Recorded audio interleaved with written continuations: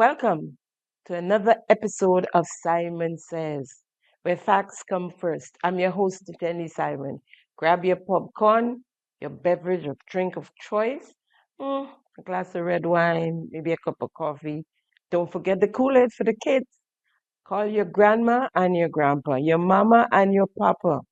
Call your siblings, your brothers and your sisters. Call your nieces and your nephews, your aunties and your nenen. Call your neighbors and your friends. Let them know that Simon Says is on. Buckle up. We'll be right back. Thank you for tuning in to Simon Says. To ensure that you never miss an episode, click subscribe and make sure to turn on the notifications by clicking on the notification bell icon. See you at the next episode. Welcome back. Welcome back. We have a few updates and then we'll get right to it. We have our wastage to continue. And of course, we want to get in Project Polaris today. So, the leader of His Majesty's opposition and leader of the NNP, as chair of the Public Accounts Committee of the Parliament, on Tuesday, the 24th March 2026, in the Parliament, called for, on behalf of the Public Accounts Committee, called for the Director of Audit to conduct an investigation or audit and report to the Parliament its finding. Here is the leader of His Majesty's opposition. Yesterday, at our last meeting, members of the committee raised concerns as it relates to one of the matters in public domain as it relates to the Grenada National Lottery Authority. And in the context that some time ago, we had a minister of government indicating that there is a high level of corruption within that organization, a minister of government specifying that he would have written to the head of the board of the National Lottery Authority, and to the extent of dismissal because of activities that this individual was involved in. We don't know, I don't know. This is what the minister, the line minister, would have stated. Subsequently, Mr. Speaker, we were told that this particular individual was recalled, and of course we know subsequently it's public information that the minister in question was fired from the cabinet. Mr. Speaker, the committee's decision, which I want to inform the entire House this afternoon, the decision is to ask the Accountant General, the Director of Audit, Mr. Speaker, to conduct an investigation into the National Lotteries Authority and to provide that report to the Parliament of Grenada. So I wish to inform you, Mr. Speaker, and the entire House of that decision of the Public Accounts Committee. And I want to express appreciation to all members for their cooperation and support to the work that has started. Thank you, Mr. Speaker. The members of the Public Accounts Committee are Honorable Emmeline Pear as chairperson, Opposition Member of Parliament, Honorable Clarice Modeste Cohen, Opposition Member of Parliament, Honorable Kate Lewis, Senator representing Agriculture in the Upper House, Honorable Rodrigue St. Clair, and the Senator representing Business Community in the Upper House, Honorable Salim Rahman. Good move, guys. We await the findings with bated breath, as they would say. Update on the flyovers. We found the flyovers, guys. If you look on your screen, you would see photos of the flyover where it is stored, open to the elements on Pearls Airport, close to Camp Raymond. Exposed to the element, vines growing on it already, a waste of our scarce resources, our taxpayers' scarce resources. So we would like to know what is the flyover, what the flyovers, what they're doing up there in the open, on the ground, grass growing, open to the elements. Our three flyovers for the Great South. Also, as an update, let's hear not Minister, but MP Ron Redhead on the recommencement of the Willis roadwork. A $22 million contract has been signed between the government of Grenada and the Reno Construction to resume works on the Constantine Willis Road, including the completion of 2 bridges. Member of Parliament for the area, Ron Redhead, explained that 3 companies were initially part of the arrangement. However, the contract was ultimately awarded to Reno Construction following the passing of Mr. Budlal and the financial constraints faced by another party. More in this report by Sherry and Noel. The government of Grenada has taken an important step forward in a long-awaited restoration of the Constantine Willis Road. A new $22 million contract has been signed with Reno Construction Company under the Ministry of Infrastructure Development's new policy, Finance, Design, Build model, marking a fresh push to resume and complete this vital project, including the finishing of 2 key bridges. Honorable Ron Redhead, the Member of Parliament representing the area, shared some insight during a recent interview with the Government Information Service. He explained that the original plan involved 3 companies working together. Unfortunately, following the passing of Mr. Budlal and financial challenges faced by one of the partners, Reno Construction was awarded the contract independently. We had to review. There was only one contractor at the time that could have taken it at that price tag, and it was Reno. The challenge is always to ensure that the contractor taking the job, they have the equipment, they have the capacity as well to be able to do some of the work themselves. And the government's new policy, which is to finance, build type model of reconstruction of roads, is something that we are satisfied that Reno does have the capacity and ability to take care of. So I want to commend the Ministry of Infrastructure. I think they spent of times. I want to commend the recent outgoing CTO, Mr. Kevin Blanche, for the dedication towards this review and revision of the project itself. Well, the scope of work certainly is something we're looking to be around 6 to 8 months to complete. Essentially, it's to repair along the main residential area of Willis, all the gaps, the drains, etc., pave the road, widen the path right here at this initial bridge, and then target outside Constantine Road in particular. I think this project redesign, so to speak, is going to be a bit better than what originally was conceptualized with the original project and its scope. And it's also repair a number of different areas, including this bridge here, which is adjacent to the school.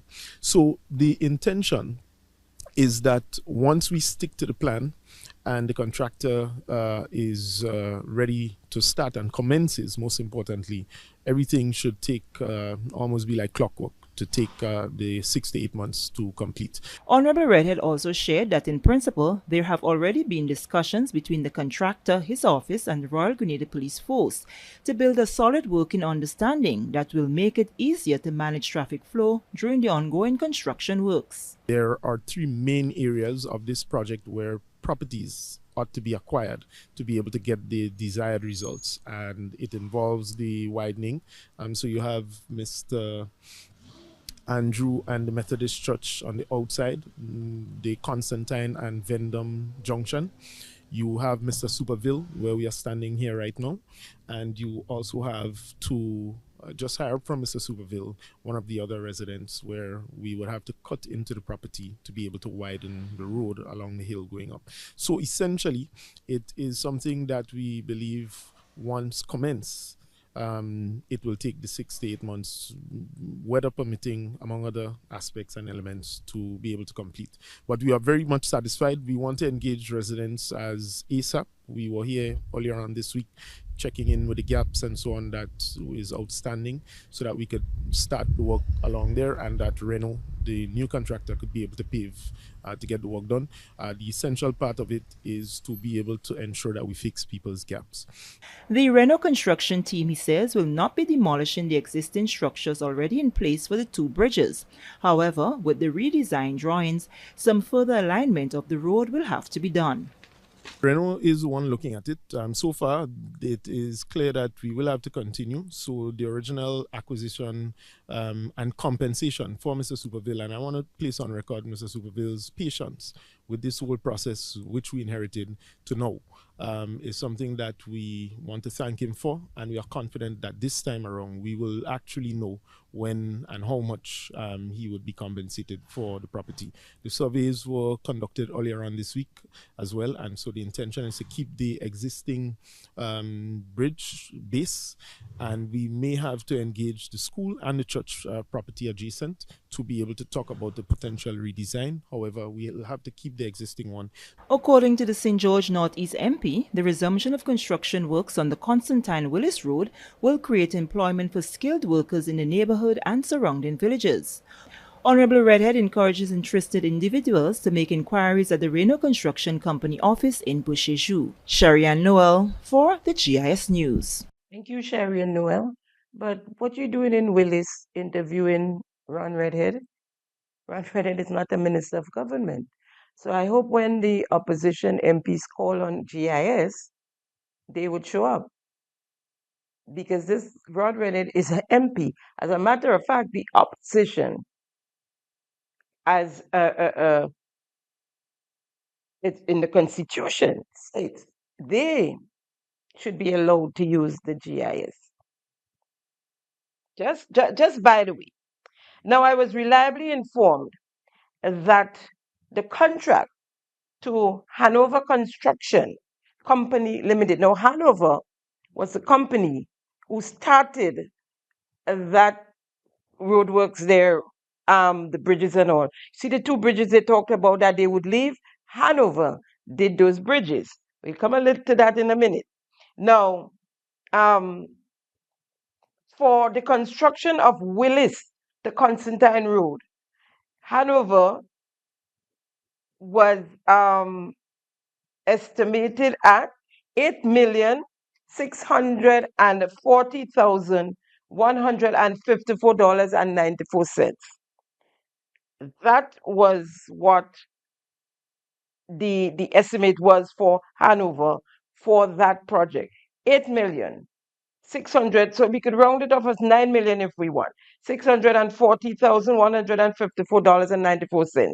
Renault, as you've heard there, was awarded the contract for EC dollars 22 million. This new contract will cost the taxpayers 22 million. 13,359,845.10 more than Hanover was to be paid, right? Almost a 300% increase.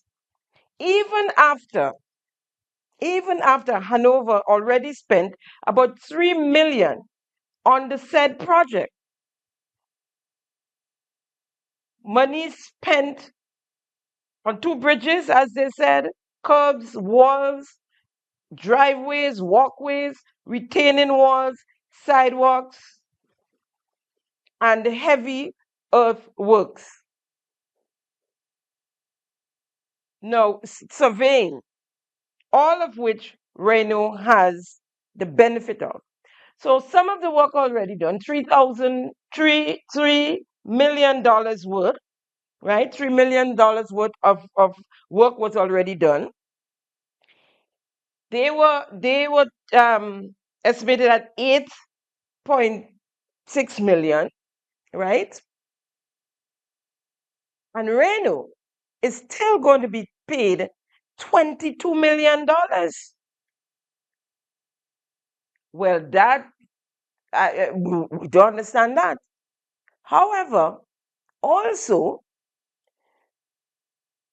the Hanover Company, the government of Grenada, owes Hanover company in excess of $25 million for other projects, inclusive of other projects that they did.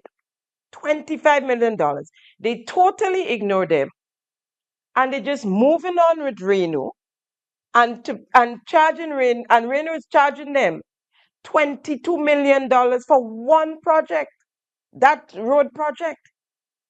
22 million. And they owe Hanover 25, in excess of 25 million. All Hanover's asking for is a 25 million. They've sent in their invoices for works already done. People they owe, the banks, the hardware stores, workers, truckers, and they've sent in their invoices. The government actually asked them to take a 50% haircut. Well, no, this was not even a 50% because they were offering them 750. That's it. It's even less than half, right? So they were offering them 750, 7.5 million for the monies they owe them to take, asking them to take 7.5 million. That's total disrespect. And it's not that it's just their money to put in their pockets so they could say, okay, let's just give me that and go. They're owing people on the island here in Grenada. As I said, truckers and the workmen and the banks, credit unions, they're owing people, right? But some guys have all the luck, because if Reno could get away with 22 million after 3 million already spent, and Hanover was offered 8.6 million, some guys just have all the luck. The Mr. Superville, as I understand it, has seized and locked up millions of dollars of Hanover's equipment due to this current NDC government not acquiring Mr. Superville's land and paying him for it. That's the bridges were being built on. Hanover had to get the police involved in order to get their equipment, office container materials, etc., of Mr. Superville's property. Question: why is the Willis Road contract, has the Willis Road contract increased by over 3 million EC dollars? The government of Grenada, as I said, still owes Hanover Construction Company Limited $25 million. Are you planning to pay Renault their 22 million before paying Hanover their 25 million? If you can't pay contractors, how are you going to pay the new ones? Even local contractors on the Build Back Better program are owed over a year now, I was told, by a contractor without pay. They owing their workers and hardware stores and truckers, etc., as well. But millions owed to contractors, service providers, hardware stores, and we the people have no idea what the figure is, because it was intentionally left out of the 2026 estimates of revenue and expenditure / our budget, our 2026 budget. We have a rogue administration. They don't want us. They embarrass for us to know how much is the bill, the debt bill, how much they're owing contractors and service providers and so. Now, I'm going to play you a video of what was supposed to be the fish market on the Fort Judy Beach. A fish market on Fort Judy Beach, literally on the beach. This has been like that for over 2 years.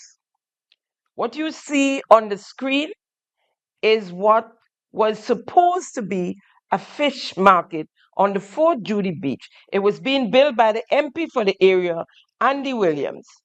But that is all it was. You see the steel, some fell down, rusting there in the elements. Residents of Fort Judy and the surrounding areas who uses the Fort Judy beach complained, and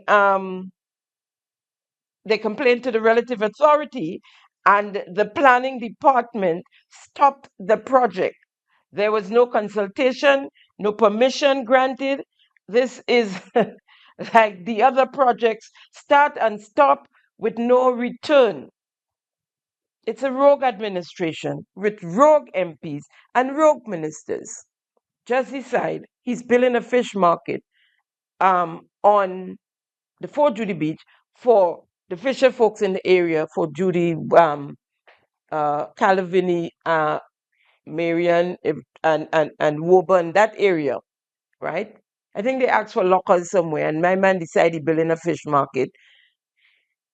It stopped, did not remove the steel. It's just there. It's an eyesore. As you can see, you can look up. If you look, you see photos as well. Total eyesore on the Fort Judy beach for almost 2 years.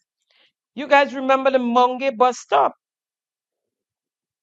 where MP Ron Redded acquired private lands and proceeded to build a bus shed, saying that's the only thing that can fit on the land. When the owners pull him up on it, he was like, that's the only thing that can fit there.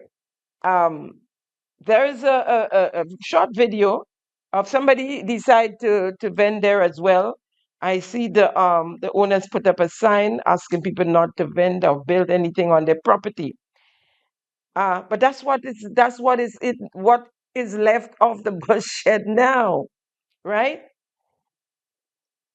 Wastage. The steel and so on the Fort Judy beach, this piece of bus stop, all government, our resources that these guys like wake up in the morning and say, I'm going to do this, I'm going to do that, and do it. And so we stuck with these eyesores throughout the country. Wastage. The agro-processing plant in Lalome, vandalized and looted, was supposed to be open in March, this March 2026. We have a few days left to the end of the month. Here is a video of what is left of the building. I guess this is what all the money was for. Have a little wall here. They dig up here and they build this big wall here with this drain. Right. Connect here. They put that wall to the back, it looks like. And they connect here. You still can't get access to the property because they ain't covered here and they ain't do no driveway yet. All they did was build this big ass wall right around the yard. And basically there's no work going on again. Look like work done. Right, and the driveway, which is a driveway to no door. That's the most ridiculous thing I see. Watch our driveway, pitch. And watch where the doors are. There's a big door, right, to get inside with all the equipment and then watch where it is. It is on this side and they put a big wall in front of it. And then you have the two small doors there and the driveway going to the side of the building. And of course, the building is a mess now because it looked like if people break into the building through the windows, right? And got the windows wide open. So, basically, so this is a building that's supposed to be ready in March, right?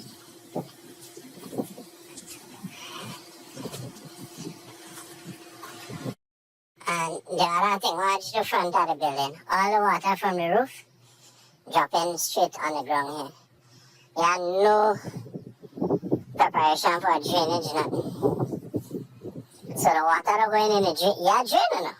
Quite on the side over there. Where you have no means for the water to go in the drain. I never seen madness so in my life. But that's what I want. So,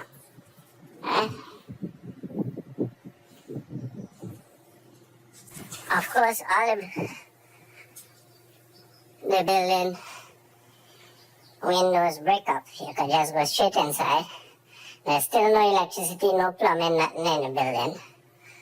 This was a little area in the back here. See, everything mashed up. Alright.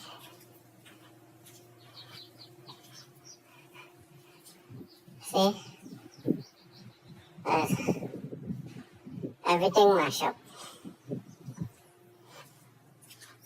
Alright. And then they build this big wall all the way in the back here, going right around the building. Right? I don't know for what. And look at the same existing drain that was there. It's still there. They ain't really do nothing to it. All the roof of the building rotten. All the gutter and everything. No repairs to that. Right? Everything. Yeah, big. You know, when I heard of this progress, the agro-processing plant, sounded like something really good, and I thought, yes, they finally got something good going. And then when I saw this and heard about what went on and the distress of that building, I thought something has to be wrong, because the work came to a halt and the plant was left unsecured, of course. They're spending $30 million paying securities. They're surrogates that they had formed security companies. We have securities securing security in some schools and government properties, right? Securities all over the place, just so surrogates can eat a food, right? And look at the state of our monies destroyed. We have nothing to, well, they miss out on a cutting of ribbons. It was supposed to happen in March, right? And then I remember the Prime Minister all upset that they, in opposition, that's during the campaign, couldn't just walk up into the low-income housing project in Corinth because there was security. There was security there for a reason. Because there are those who would go in and vandalize. Yes, and we could run, but we can't hide from it. So that's why you hire securities, to secure government properties. No? Let's have the Prime Minister. Let's talk about the state of our housing and the lack of affordable housing for our people, particularly our young people, particularly some of our elder citizens who have no place to stay. There are two ladies who may think I've forgotten them. I haven't forgotten you. In the last 24 to 48 hours, I've been bombarded with requests for help from women who have children who either have no place to stay or about to be put on the street because they have no place to stay. Since 1985, we have not had any systematic plan to provide affordable housing for people. All we've had is some apartment buildings that have been provided generously by the people and government of China. But these houses or apartments have been handed over to the government of Grenada. And up to now, in St. David's, for example, they have not distributed the houses to the citizens of St. David. Up to now, you can't even walk in the compound because they have security guarding the empty buildings. And we still don't have a systematic plan, Prime Minister. And your administration when you came into office, did not give out the houses to the low-income earners either. What did you do? Told them they had to pay cash to the housing authority. So they had to go seek loans elsewhere.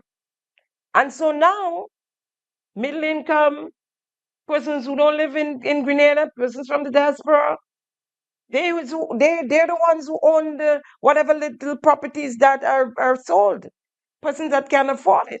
Our low income earners still cannot own one of these houses. But there was a reason for the security or for the securing of the property. You really did not read up enough, Prime Minister, and governance and policies.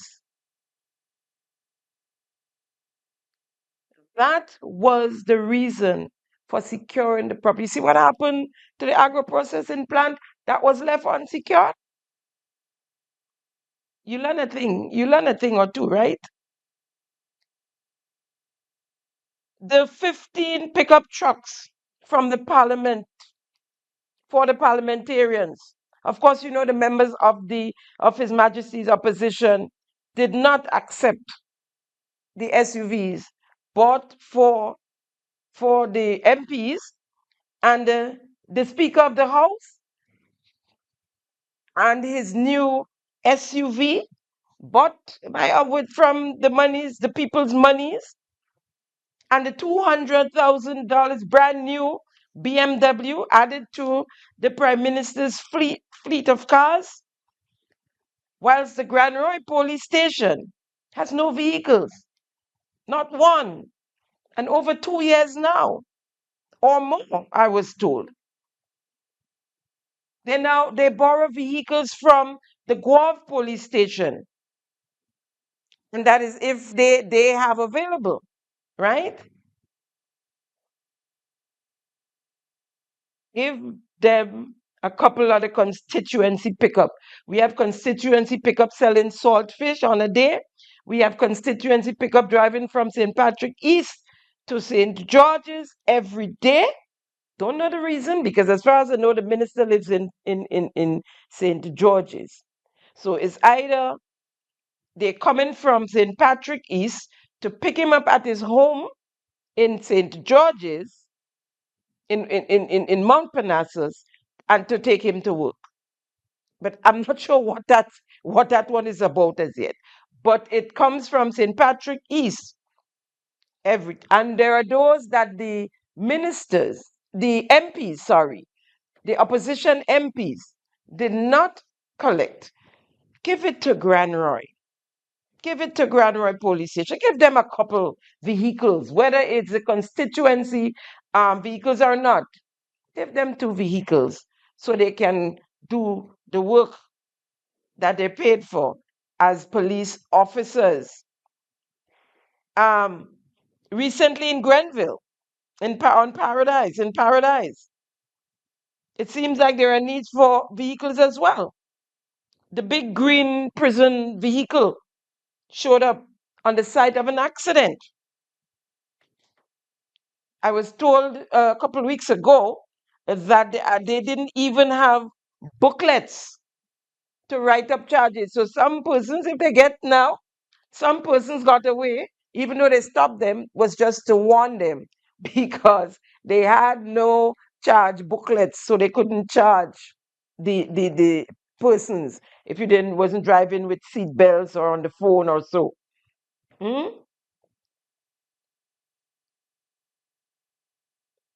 We have the Prime Minister spending $20,400 a month for rent from the people's monies with no shame. And the Prime Minister's residence is sitting in Mount Royal with securities, and his security living or squatting there, I'm not sure.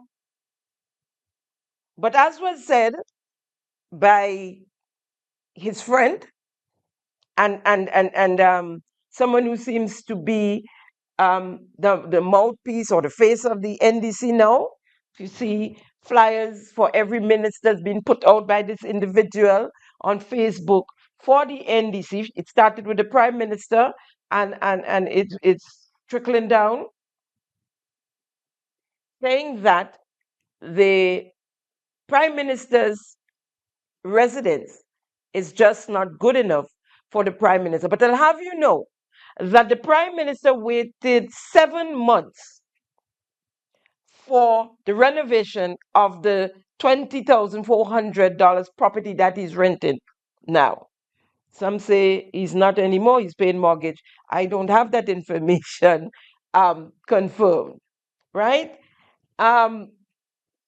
So he's waited 7 months for renovations. Couldn't he have renovated the Prime Minister's property instead?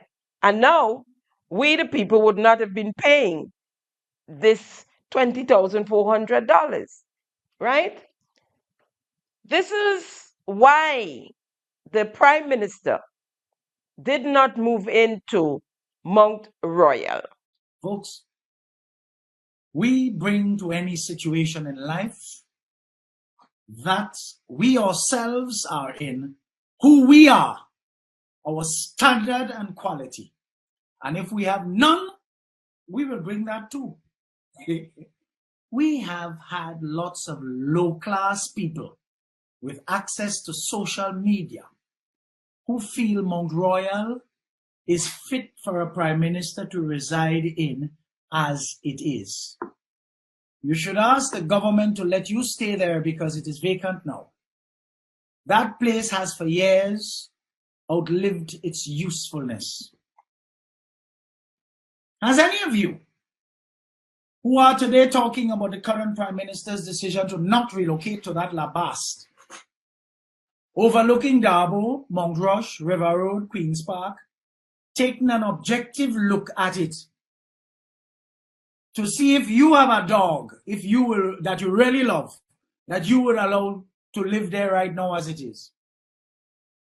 What obtained prior to June 23rd, 2022 may have been suited for that place. But since the commencement of transformation, it is obsolete. The entire grounds are always overgrown, as if to indicate that beasts live there. So you have to hunt for them. Ha, ha, ha.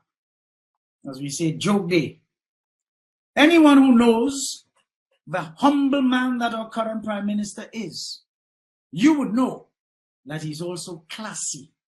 And his successes as a lawyer support his high standard of living and quality of life. Even though he lived on St. John's Street, a building he owns, necessity and practicality contributed to him electing to live there as a private citizen. Of course, the high quality of the internal environment made it pleasing to him and his children. He is now the Prime Minister, and for security reasons, it is not practical for him to continue to live there. That is an undisputed fact. If you have your nice environment living in all the time, for reasons that are convenient to you, but you were in a similar position to the current Prime Minister, elected to office, would you mindlessly relocate to a broth house? A house where intelligence tells you all sorts of unsavory things used to go on, and for many years? You gotta be out of your cotton-picking mind. Apart from that, when you see where this place is and what it has come to since after Sir Eric's years of living there, government should have parted ways with that location a long time now. I recall saying years ago, and only recently repeated, that no individual citizen should outclass the residences of our Governor General and our Prime Minister. When you see where that place is, it moved. Mount Royal moved. Isn't it the same place that the same Prime Minister Eric Gary lived? And all the other Prime Ministers that followed after? And no one is saying that he should have lived in it how it is. The point is we're saying that just as he waited to renovate his mansion on the hill, he could have renovated the Mount Royal. And if Mount Royal is not even good for the dogs, why is it the Prime Minister's security detail is living there? And the Prime Minister said on one of his DMs, the PMs, that it can be used for when we have heads of government meetings. They can hold meetings there, and they can stay over if couple of one or two or whoever needs to stay over. It can be used to stay over. But the problem is the looking down on River Road, Dabo, and Mount Rush. He doesn't have a view, the view that he have up on the hill or looking over of Mount Cinnamon. Right? He doesn't have that view. So I'm hoping that the NDC is not looking for votes the next election from the people of Dabo, River Road, and Mount Rush. Because if you can look down on them, your view, if they can be your view, they should be able, you shouldn't accept their votes either, should you? The school bus pilot program. Some of the bus drivers, owners, conscience bothered them, collecting thousands of dollars, driving up and down St. David's, the roads, with one or two or three children. Parents return the cards to the school. Too many apps. They can't be bothered. And no parent then go and hold, they keep looking to see where their child is and if their child on the bus, if they drop. Nobody's doing that right now. Right? And it was just app after app after app after app. Right? If you look on your screen, you'll see the apparatus. Only a few couple months ago, when the program was supposed to be dying down, they put up the apparatus where the schedule and time. Nothing is done with thought into it.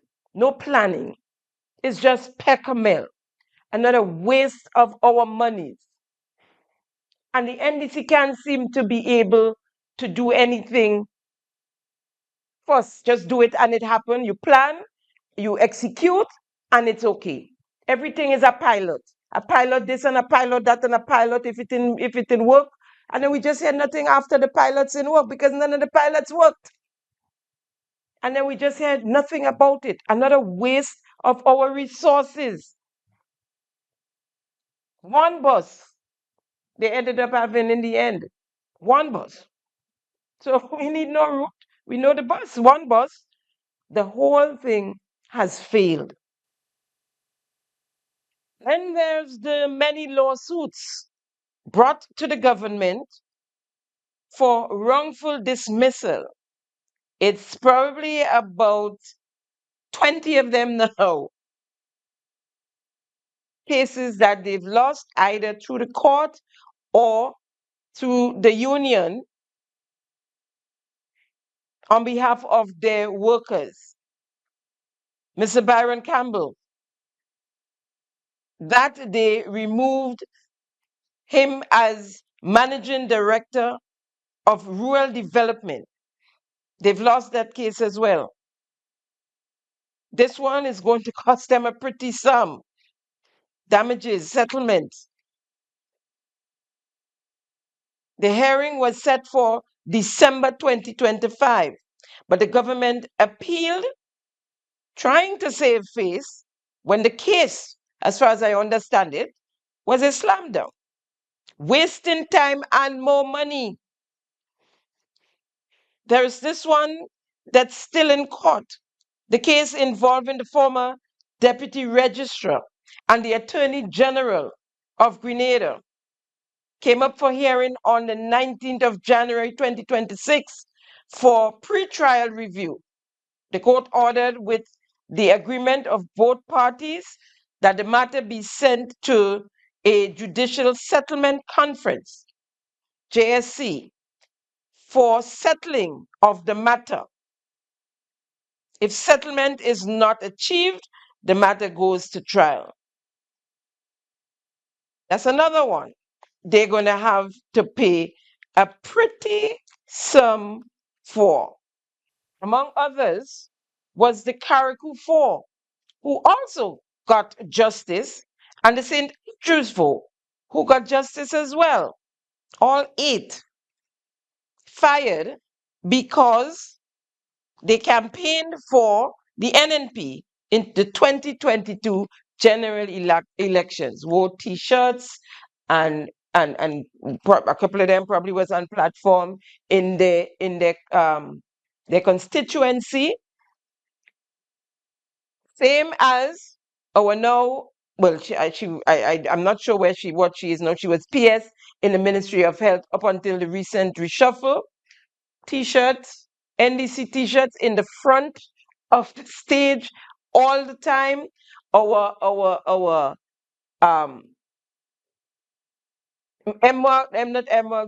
NADMA guy, our NADMA guy, same thing, dressed from head to toe in NDC paraphernalia, in every rally at the front. They were not fired, they were promoted. They were promoted. And in St. Andrew and Carriacou, the ordinary workers, they got fired. Now, in the St. Andrew case, some of you might have seen this clip. Marcia Francis.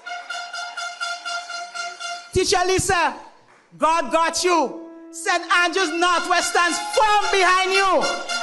Teacher Lisa, Lindy is ready to work for you to make sure that that seat in St. Andrews Northwest remains in the house of the new National Party.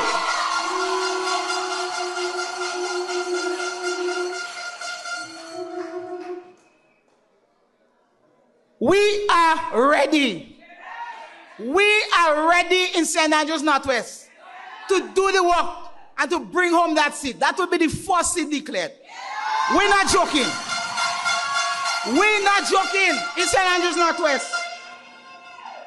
Together, we will win. We will bring home that seat. Kaya and myself and others are ready and willing to work for the new National Party in St. Andrews Northwest. Without a doubt, we will fight for that seat with all our might. We're not selling our votes, and now you're calling to buy it back? No way! We say all of the votes in St. Andrews Northwest belongs to Sister Marcia Francis, Teacher Lisa. We say forever with Teacher Marcia Francis.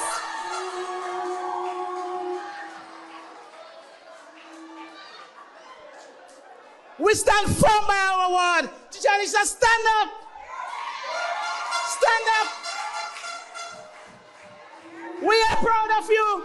We endorse you. The whole of St. Andrews Northwest. We work hard. We bring home that seat. And you know what?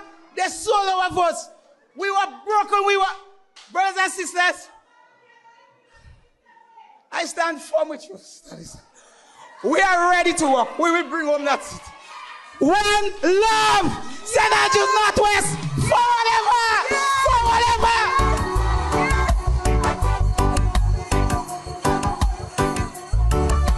Now, this lady worked with the Ministry of Infrastructure at the airport, I was told. She campaigned in the 2022 elections with Delma Thomas on her platform in the constituency.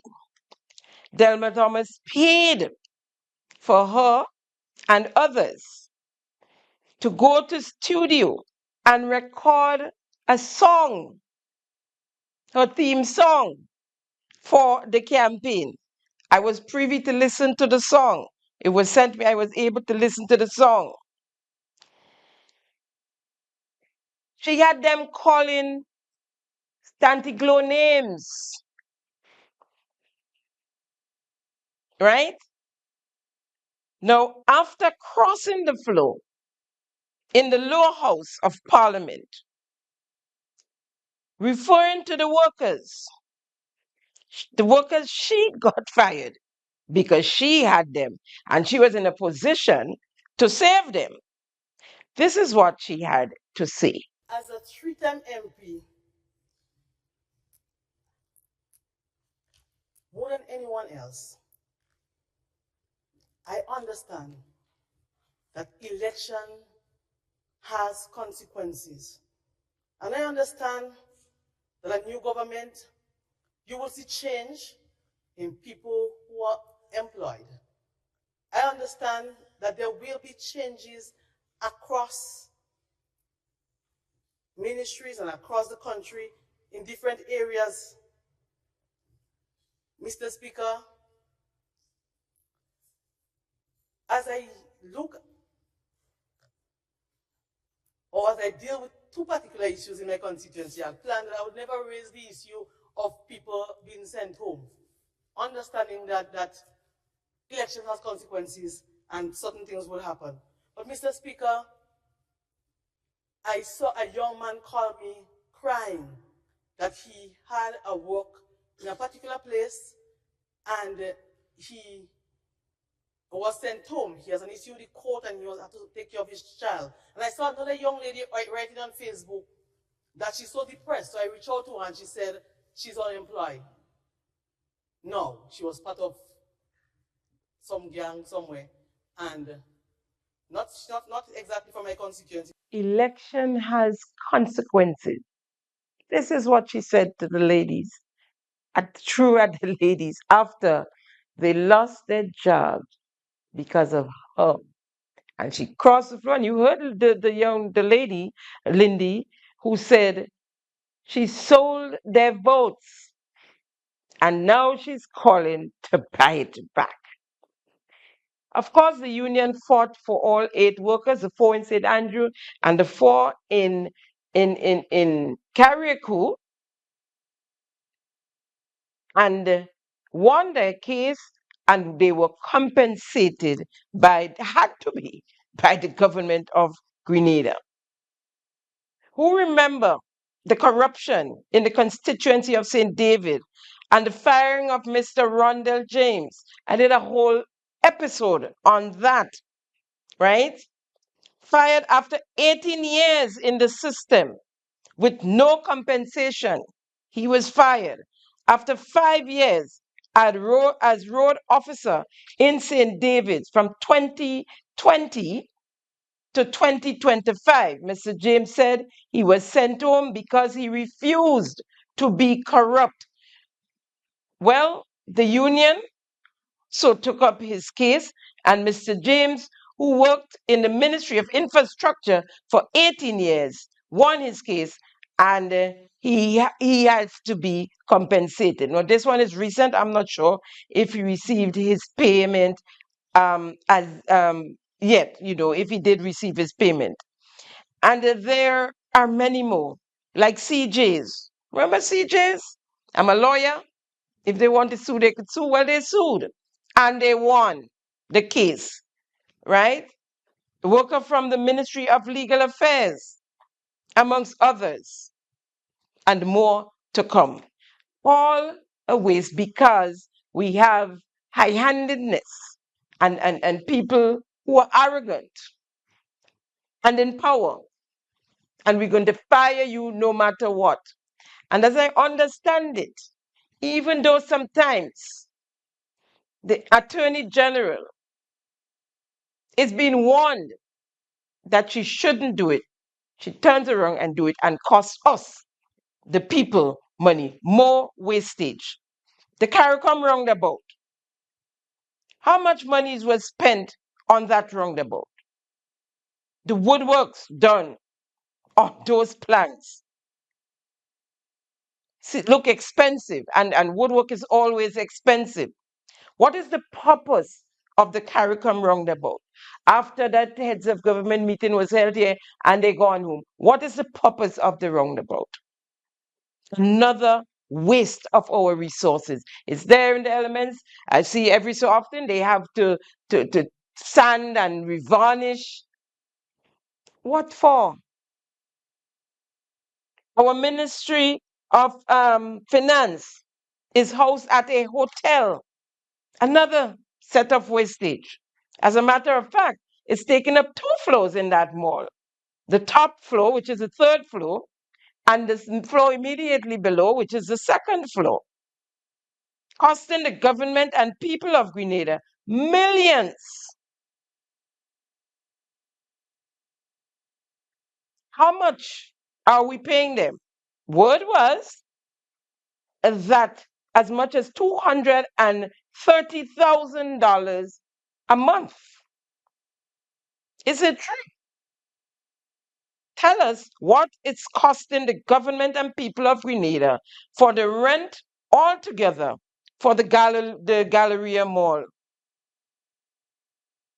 Also, we now have IMA, the CBI in there that the government subsidizes, and the FIU is also in that building. All government subsidiaries and offices and departments. According to the 2026 estimates, in a lump sum, we are paying under the Ministry of Finance. Recruitment expenditure by standard object code SOC in 2022.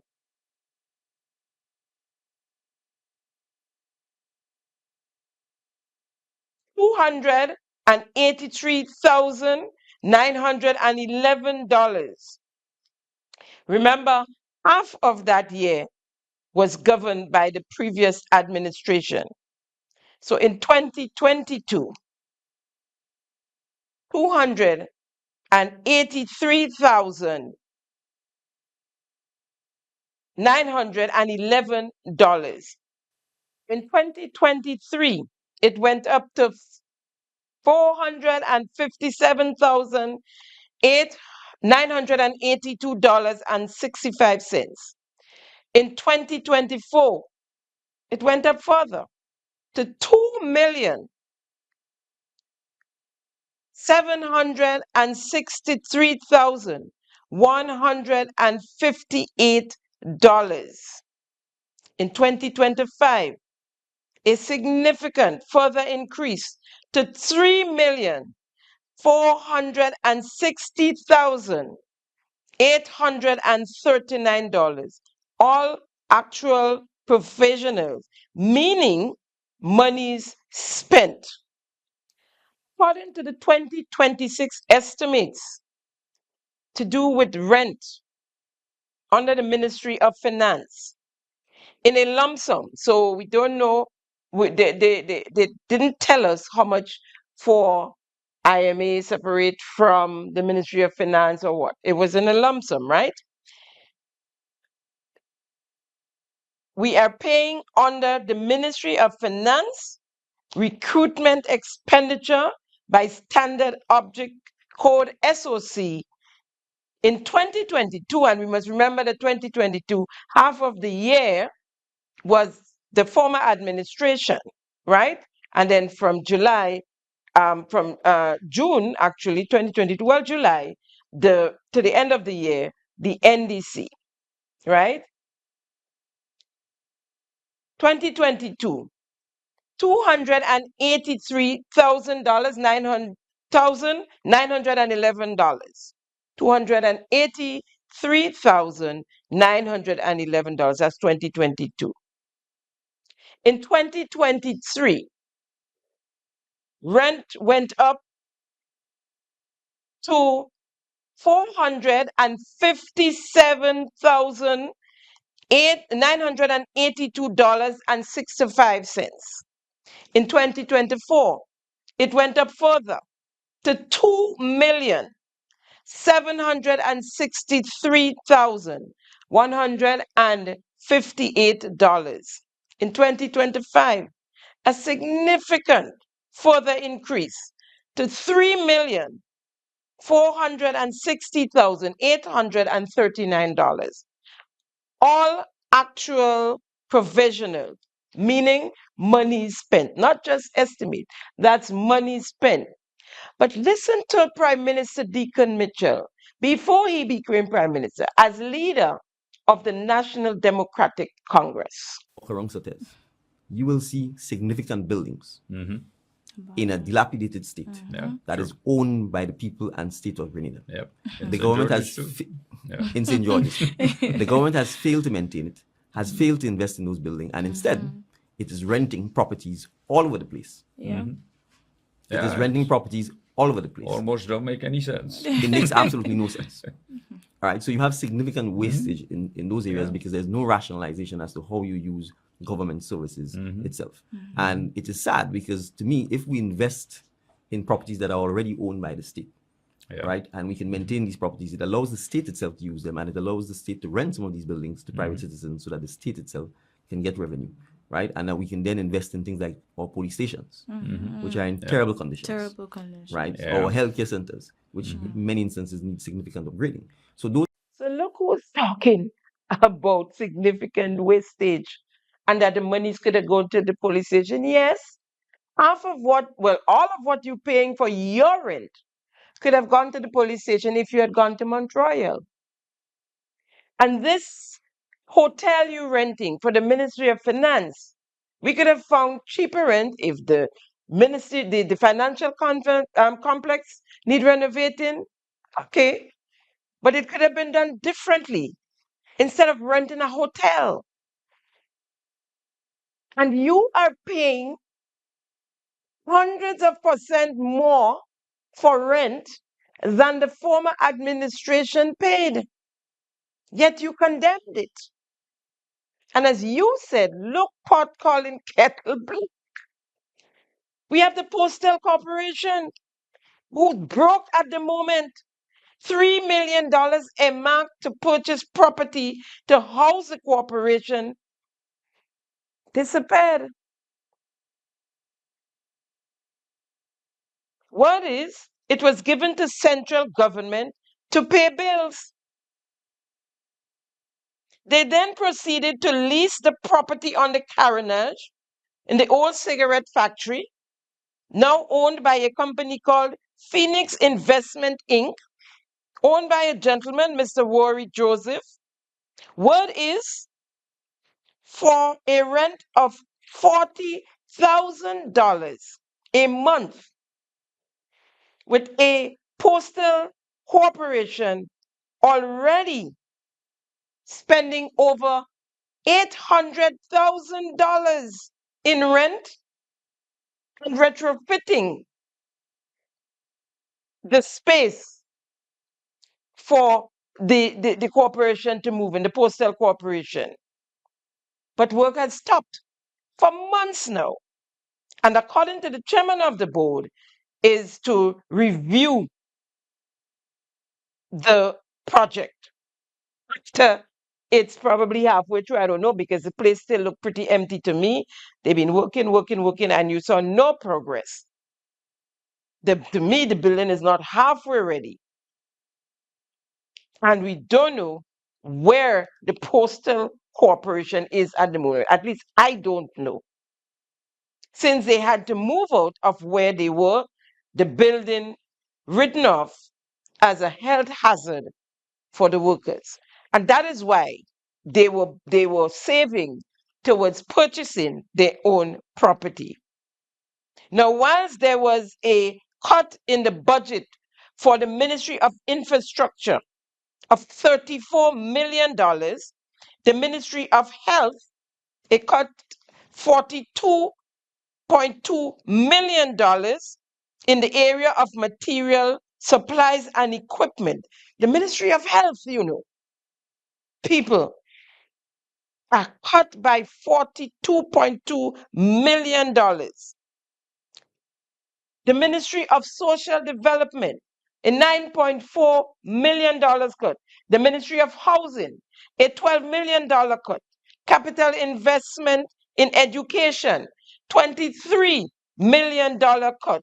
Ministry of Youth, capital budget, $15.4 million cut. Agriculture, capital expenditure, reduced by $4 million. The Office of the Prime Minister, in the government of Grenada estimates of revenue and expenditure 2026 increased its expenditure by $53 million, 51 million of which went to the CBI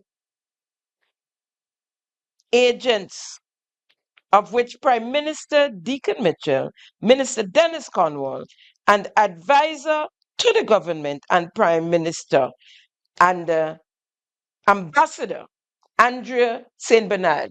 She's also the project sponsor for Project Polaris. All agents collecting 30,000 US dollars on every passport sold. His expenditure, Office of the Prime Minister in 2025 was $6.3 million. It went up to 60 million and $42,620 in 2026. From 6.3 million in 2025, it went up to 60 million and $42,620 in 2026. The Office of the Consulate in Dubai, monthly earnings, $45,110.26. A breakdown of $9,531.38 per month for the children school fees. Who's paying your school fee? Yeah, you and you and you. Who's paying your children school fees? And the cabinet of Grenada approved that. And it reads on the 5th of December 2023, Mr. Zia Rahman, Consul General, Grenada Consul Dubai, United Arab Emirates. Dear Mr. Rahman, this letter serves to inform you that Cabinet, in its meeting on the 2nd of October 2023, approved as special case the payment of $114,376.62 per annum to you for financial assistance to cover the cost of the annual school fees of your children. Please note that payment will commence September the 1st, 2023, retroactive. Be guided accordingly. Yeah, right? So his children, the government of Grenada, is paying for his children to go to private school in Dubai. And he's collecting a salary annually of more than $500,000.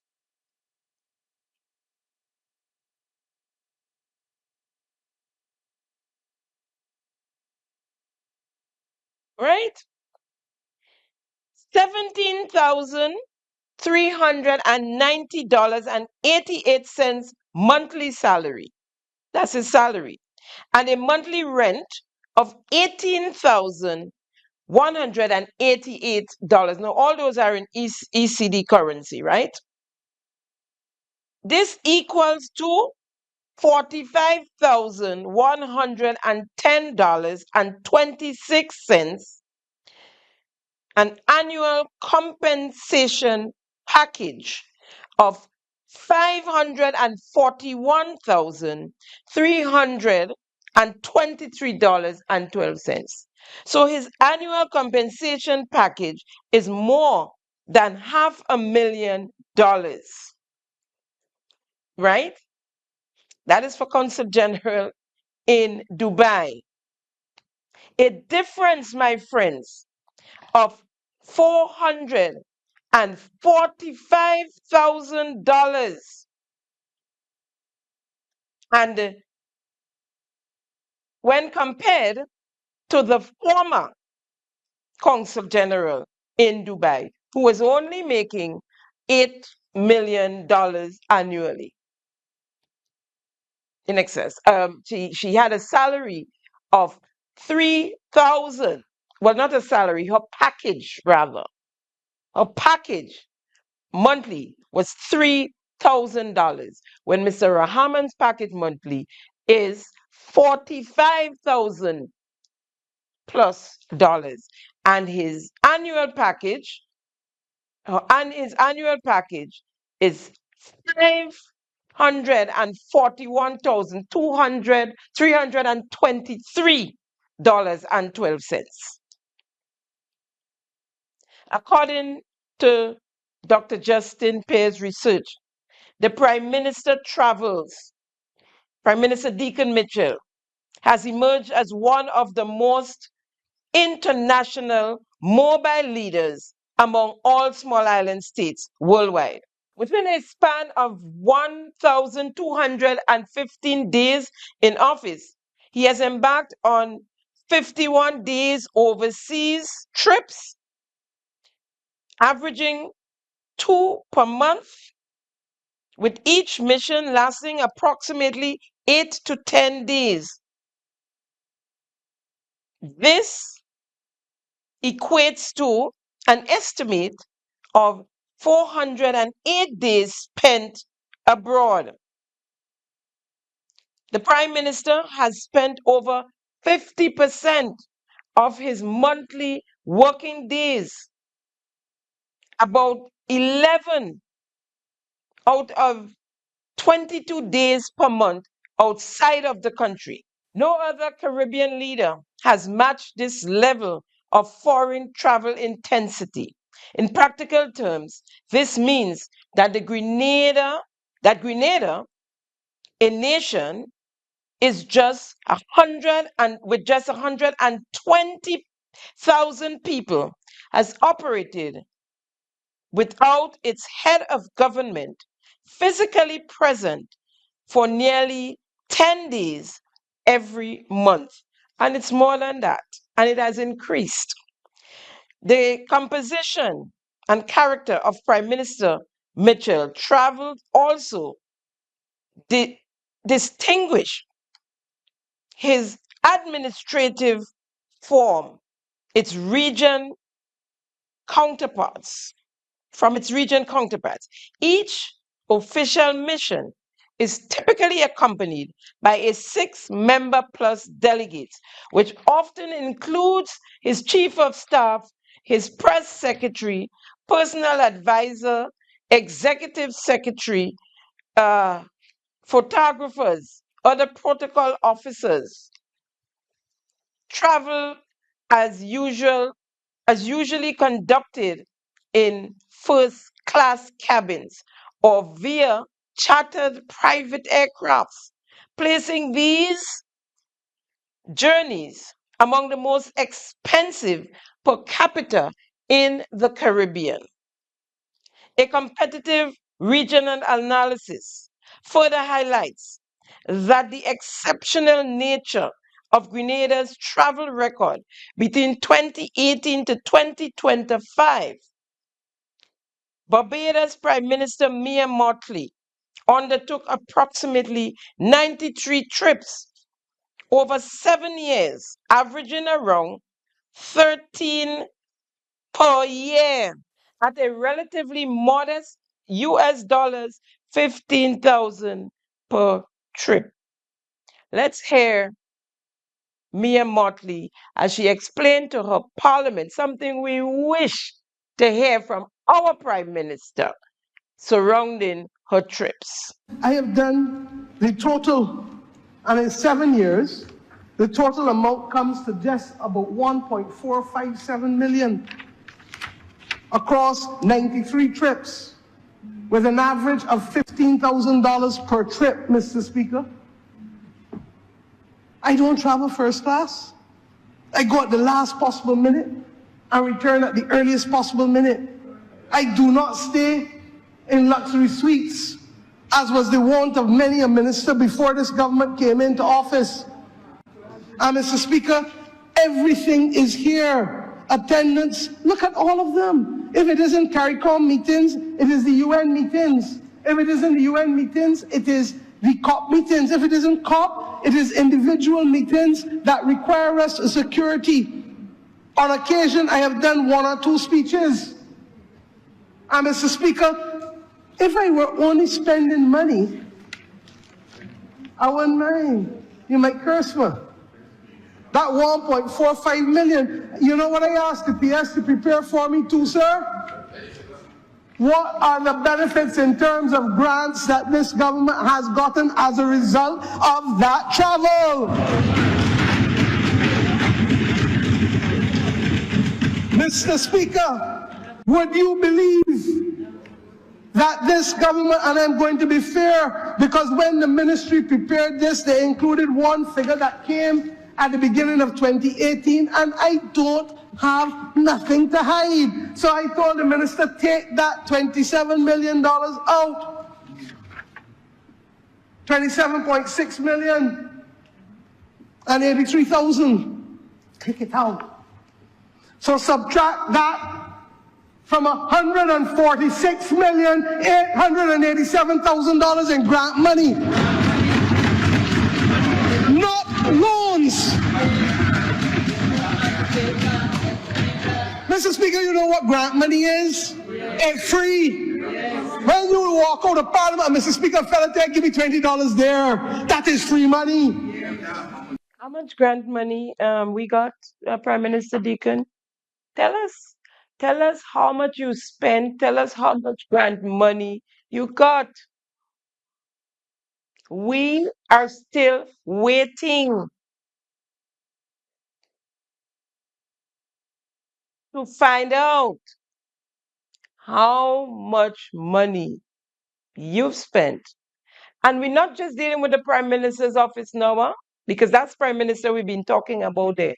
We would like to know the entire cabinet, and we want separate ones, because a lot of them travel a lot.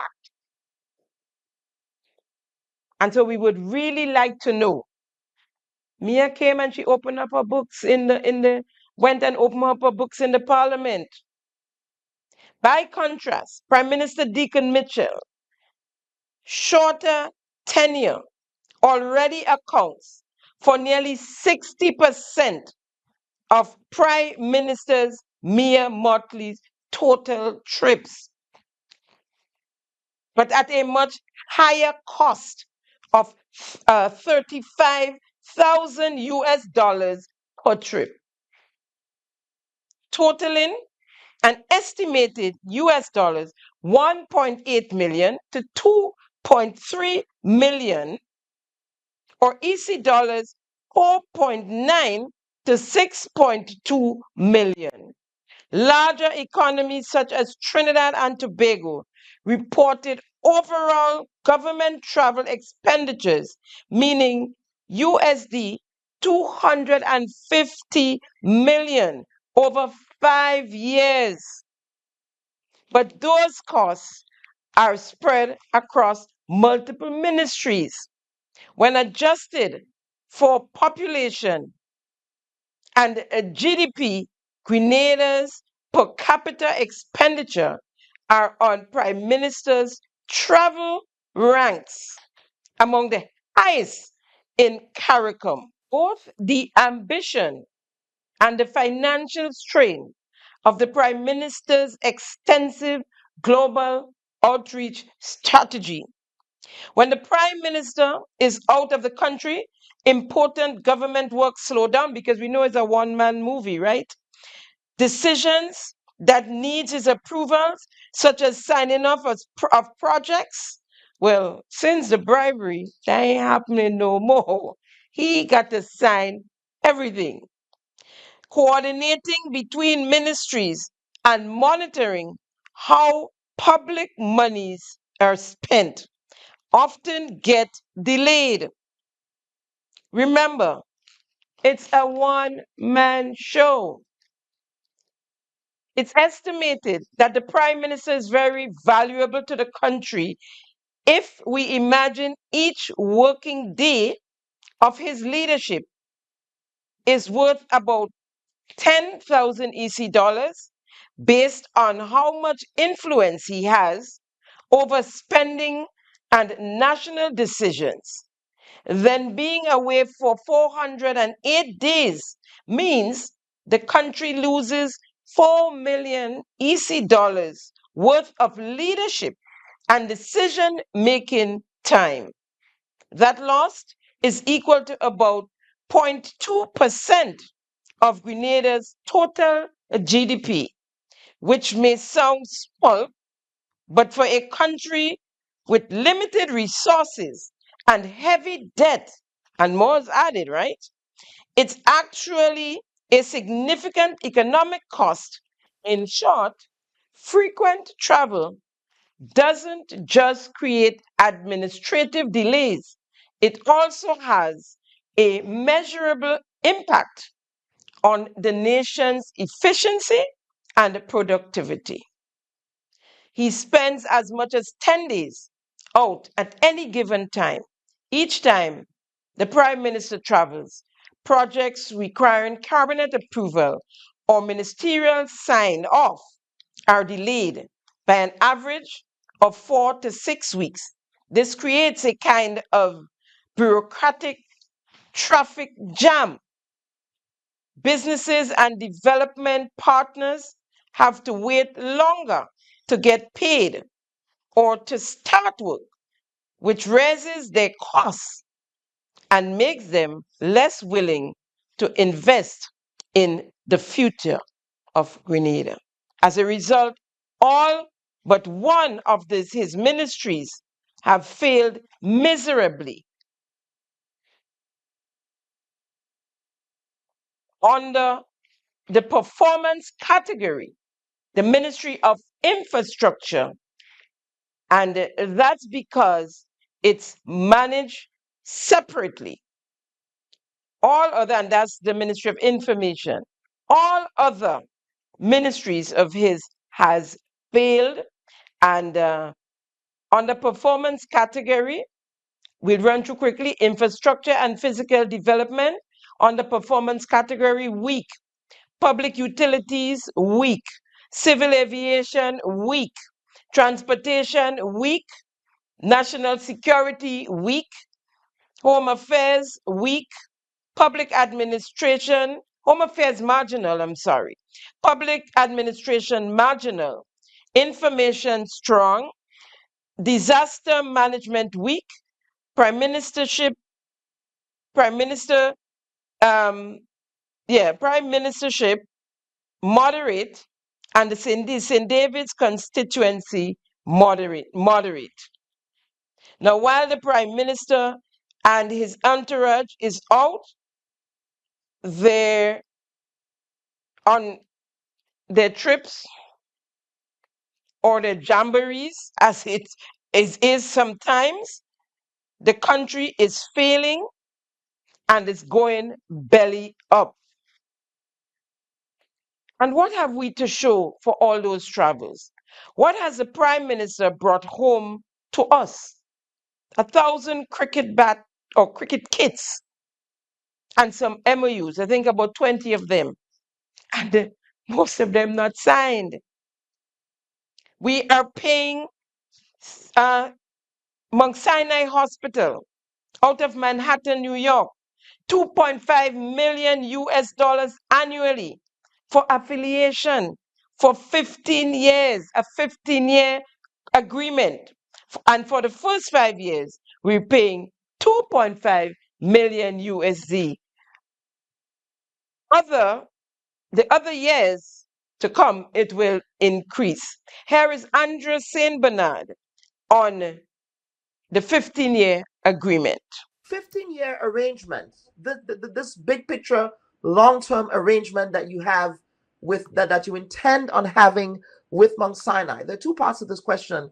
What benefits is it? What benefits does Mount Sinai receive from this? Is there going to be any sort of marketing benefit? Is the hospital going to be government of Grenada Mount Sinai facility? What comes out of this for them, for Mount Sinai, big picture?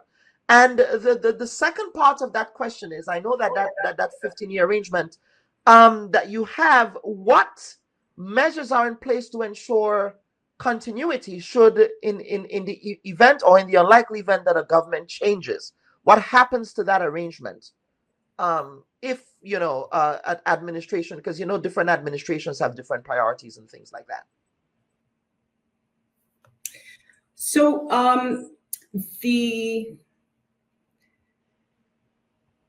the agreement is an agreement entered into by the government of Grenada, and so it is a 15-year agreement commitment by the government of Grenada. And as you know, when administrations change, it doesn't change commitments, legal obligations of the government.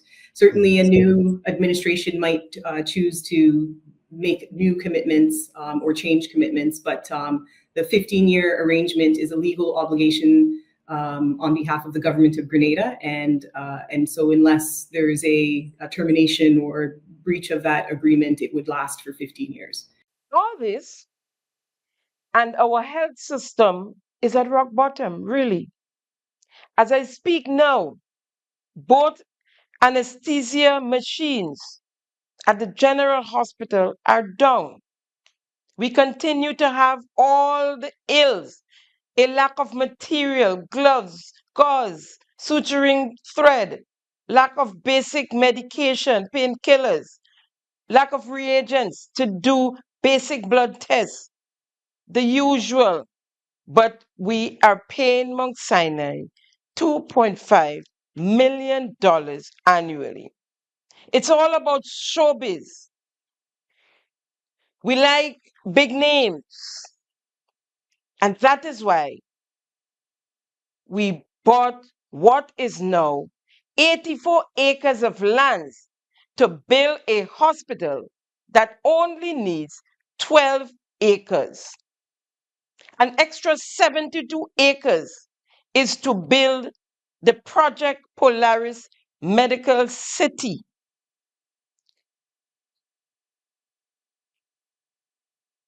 I have a question though. Which law firm in the South benefited from the sale of that, well, what was 89 acres of land for Project Polaris, now 84 acres miraculously? Whomever it is, according to the Bar Association scale of fees, that firm would have made a cool $10 million in that deal in conveyance fees, and if any pursuing of the conveyance with revisions. Some guys have all the luck. Project Polaris. In the 2026 estimates of revenue and expenditure under Vote 150, Ministry of Health capital expenditure by project, under the column actual provisions 2025, meaning money spent, an amount of $21,792,148 was spent on what was said to be construction of new medical and teaching hospital, phase 1, end of quote. At that point in time, not even the bushes were cleared. However, the Minister of Implementation sought to explain what the monies were spent on, because everybody's saying, well, what this money, it's almost $22 million was spent on. He was on the Ride Along program, and therefore, you wouldn't get a video, I can only bring to you transcript. And I quote, "You start to incur expenses at the planning stage. We must confirm that the site design, the project scope, right, and make sure that they are suitable." Now, even the transcript was hard to read, and so bear with me. We have to do environmental assessment. We have to we have to do geothermal soil testing. We have to do on utility and site service. We have to cost them. We have to do conceptual design. We have to do detailed architectural drawings. You have to do structural, mechanical, electrical, and plumbing engineering. You have to do the medical facility layout and planning to meet international standards. You have to get plan approval, environmental clearance, building permits, compliance with health, safety, and medical standards. You have to hire project managers, consultants, specialists. You have to prepare tenders, documents for contractors, set up Uber sites system, and ensure transparency and value for your money. All these things has to be done. And a project of that magnitude, you cannot want to build a project or to build a hospital on 250 million US dollars. So you've heard the long strings of things already done, announced by the minister, Andy Williams, minister for MIT, all in an effort to defend the spending of 22 million US dollars on Project Polaris before even cutting a blade of grass. But later on, you would hear Andrew St. Bernard and the so-called project sponsor of the three things done so far. Only three. You heard the long list Minister Andy put out there that they had to do. Three things done so far, and more to be done in the next 5 to 6 months. So the question remains, what was the almost $22 million spent on? The Prime Minister, Deacon Mitchell, opened back at their town hall meeting, speaking on the behalf of the Minister of Health, who was absent from the town hall meeting held on Wednesday, the 18th March 2026 at the Westerhall Secondary School, St. David. The hospital to be built in Calviny, St. George's. Residents of all the surrounding areas was invited, and any others interested, a full house showed up. The Prime Minister spoke on healthcare matters. He spoke on the human capacity within our health system and the migration to other countries.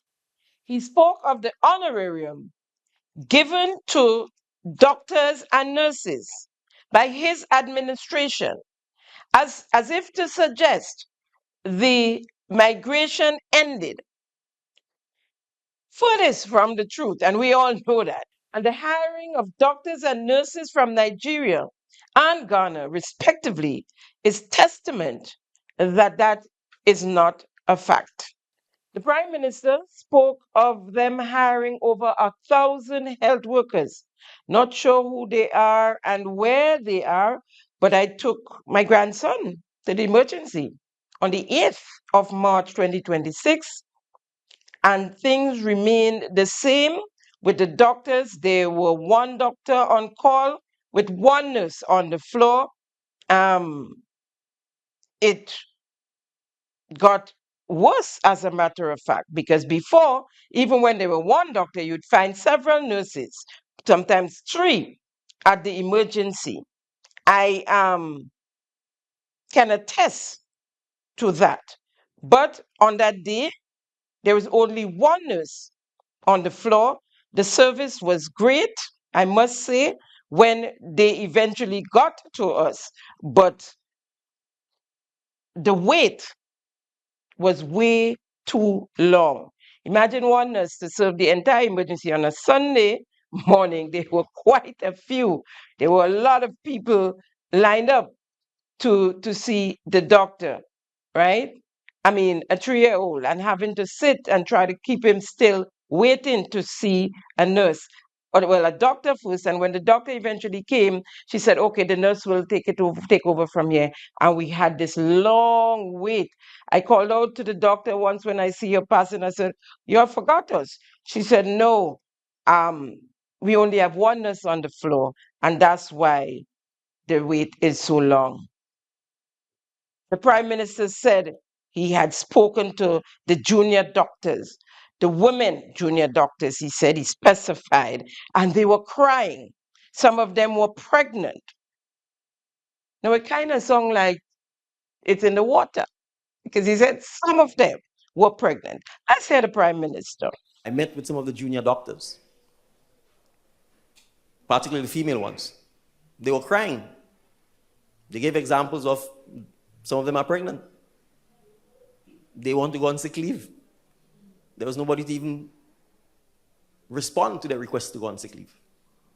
That's the kind of a challenge that they were operating on. That's the kind of a system we met, and that is a system we are seeking to fix. But imagine you met a system like that. According to the Prime Minister, the junior doctors had no one to respond to them, right? I don't understand, because there's a ministry, there's a minister of health and a ministry of health. There's a permanent secretary. There's always a permanent, sometimes two, and other senior officers in the ministry. The hospital have all kind of DMOs and CMOs and other O's. Each division has a consultant, and I'm talking about in the hospital, at the general hospital, has a consultant or consultants. And yet for all, the junior doctors has no one to respond to them asking for time, maternity leave. And according to the Prime Minister, they met it so, right? He made it clear to say they met it so. And you 4 years in office, almost.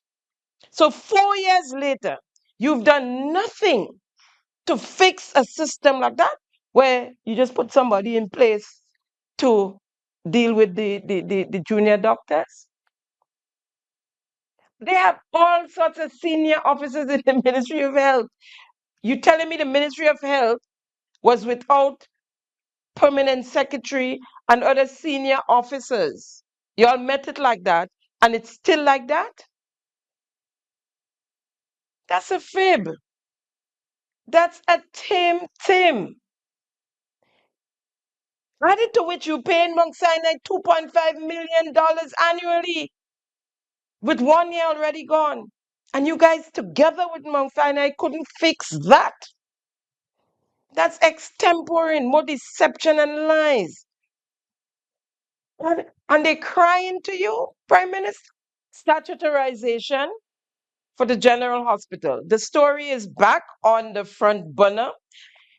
We were told by the Minister for Health over 1 year ago that the hospital was going to be statutorized from the 1st of January 2025. Now, here's Prime Minister Deacon Mitchell on the Project Polaris Town Hall on Wednesday, the 18th March 2026, on statutorization. In a nutshell, that means statutorizing, to start, the General Hospital. We will decide as we go along whether, if it works out successfully, we statutorize the entire healthcare service. And in a nutshell, we have done so before. The water supply in Grenada is statutorized. Water is not provided by a government department, it is provided by a statutory body, NOASA. Right? Most of the specialist services in Grenada, the Ports Authority, the airports, they are provided on a statutory regime. So this is not something to be feared, it is not something to be worried about. So it's trial and error. If it works, it works. NOASA, Ports Authority, Airport Authority, they were all statutorized under NNP administration. people who knew what they were doing, people who knew how to govern. He continued on statutorization. Statutorization. I will give a brief background. The cabinet has appointed a team led by Mrs. Lucia Andal, comprising members from the private sector as well as civil servants to lead the process in the statutorization of the hospital system. This is also critical for the purposes of the new hospital, because we want, by the time the new hospital is completed and operationalized, that the hospital system is already statutorized and operating within that framework. And they have been doing significant work over the last several months to move on this. So that involves obviously addressing the state of the HR within the hospital system. It involves ensuring that we can update the policy and the legislation. The team will, in fact, be consulting with the wider public, so everyone will get the chance to have their 2 cents and to give their views and opinions on the matter before we get to a point where the legislation is amended, before we get to the point where the policy is finalized. But there are some basic critical reasons for us wanting to statutorize. I go back to the money. We need to be in a position where persons who can pay. We need to be in a position where persons who have insurance can use their insurance. And the statutorization is one show of ensuring that can happen. However, 5 days later, on a GIS program, new program dubbed Minister's Hour, a so-called GIS program, which is clearly the NDC using taxpayers' resources to campaign. The special guest, Honorable Philip Telesford, Minister for Health, and he spoke of all 3 local hospitals being statutorized. So much. So underpinning Vision 75, a more prosperous and equitable health system, is that of primary health care. And we are presently upgrading all of our primary healthcare facilities and strengthening the entire system as the bedrock on which we build out our national health system. Added to that, we have the statutorization of the 3 state-run hospitals, and that too is an important element within the framework within which we build out the system.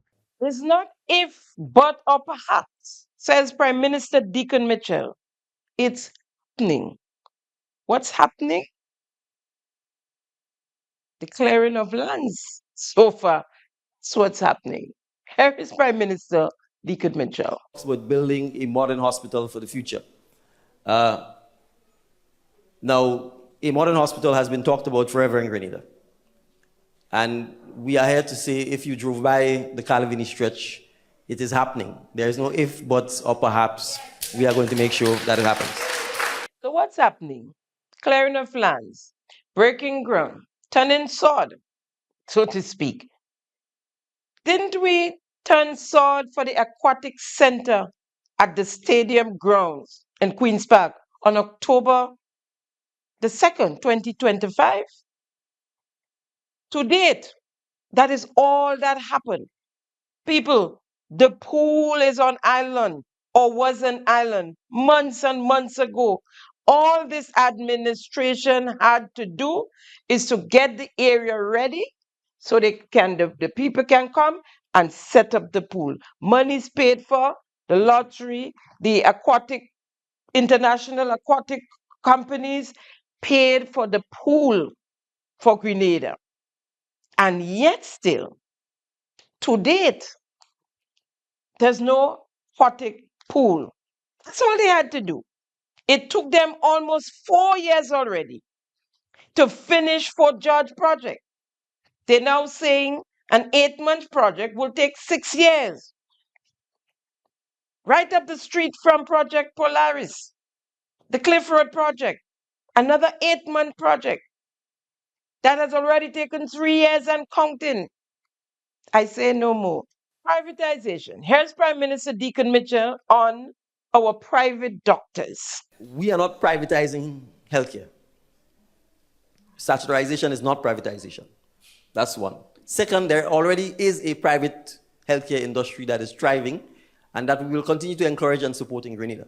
Many of us may not want to admit it, but we bypass the free, public, very good healthcare system and take the little money that we don't have and go straight to private practitioners. You get a headache, you're not going to the health center, you're not going to the medical station, you're running by your doctor. It's the same lineup you have to line up. Sometimes they don't even have a nurse. It's them and the assistant or the clerical assistant, and they're attending to you. And you're paying your money up front. Before you see the doctor, you pay the lady already. But there is free medical care. There's tens of medical centers or health centers throughout the length and breadth of Grenada. We're not going. Trained nurses, oftentimes superior and better equipment, proper record keeping, and we don't go. And then when the thing turns around, you know, they still send you back to the public hospital and the public healthcare system, right? So I'm making the point here that there is a private healthcare industry in Grenada already.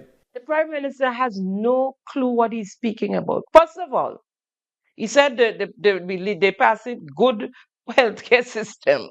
In the clinics that we have there, not.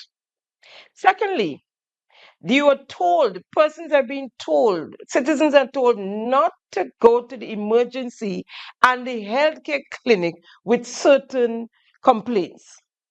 They tell you, go and see your private doctor. And no private doctor, except for if somebody have a wound to attend to weekly, that they go to the private clinics, right? No private doctor sending you back to a private clinic, to the public clinics. That's one.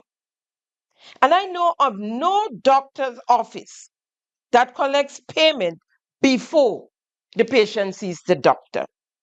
What are you paying for? Everybody don't have the same complaint. You don't know the doctor. You might need to pull blood. You might need to do an ultrasound. Whatever. It's when you finish with your services, is when you pay. So all of this is rhetoric. All of that is looking for laughs. And this is serious business that he's looking for laughs with. This is not funny. It's a bunch of lies, puppy show. And here is Prime Minister Deacon as he introduced Project Polaris team. This is crazy stuff. I'm doing introductions? Oh, right. So I will introduce Ms. Andrea St. Bernard, who is the project sponsor for Project Polaris. Let me just explain a little because, again, there's always mischief. So Damien and Ms. Deputy P.S. Britton, you could probably stand up so I could explain to the public what we've had to do to try and move. So, sorry, come at the center. We want the public to see you all. Come. Right.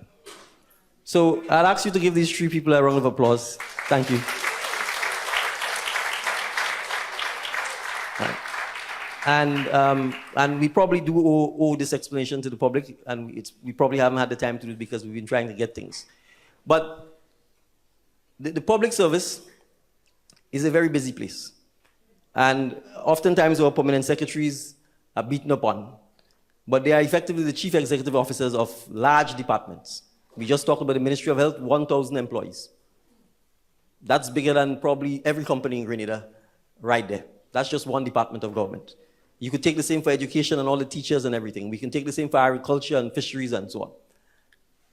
And just the day-to-day grind consumes the management of the ministries. So recognizing the ambitious targets we were setting in education, in energy, that would give us the best of the private sector and the best of the public sector. So we created what we call a delivery model that allows young, talented, hardworking, passionate Grenadians to serve the country while at the same time ensuring that they do so within the context of the public service. So we've created delivery teams, a project sponsor, a project consultant, and a permanent secretary on assignment to the particular project. And these delivery teams report to a subcommittee of cabinet ministers every month. They don't like it sometimes, but it works because they know they're coming before me and they're coming before ministers, and therefore they can't come in February and say nothing happened between February and March, right? And then that subcommittee reports to the cabinet. And I'm saying this with no apology.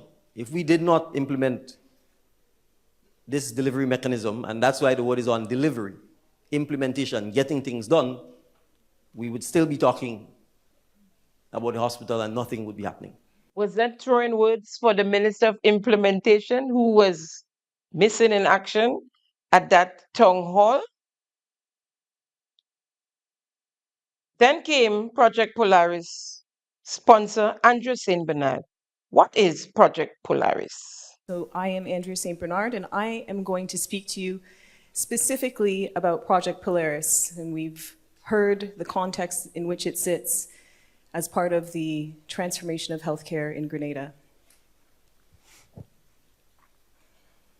The rendering you're seeing before you, that's where we're going to. So Project Polaris is really about investing in our people. The government is taking a bold step to invest in our people because you deserve a hospital that works for you.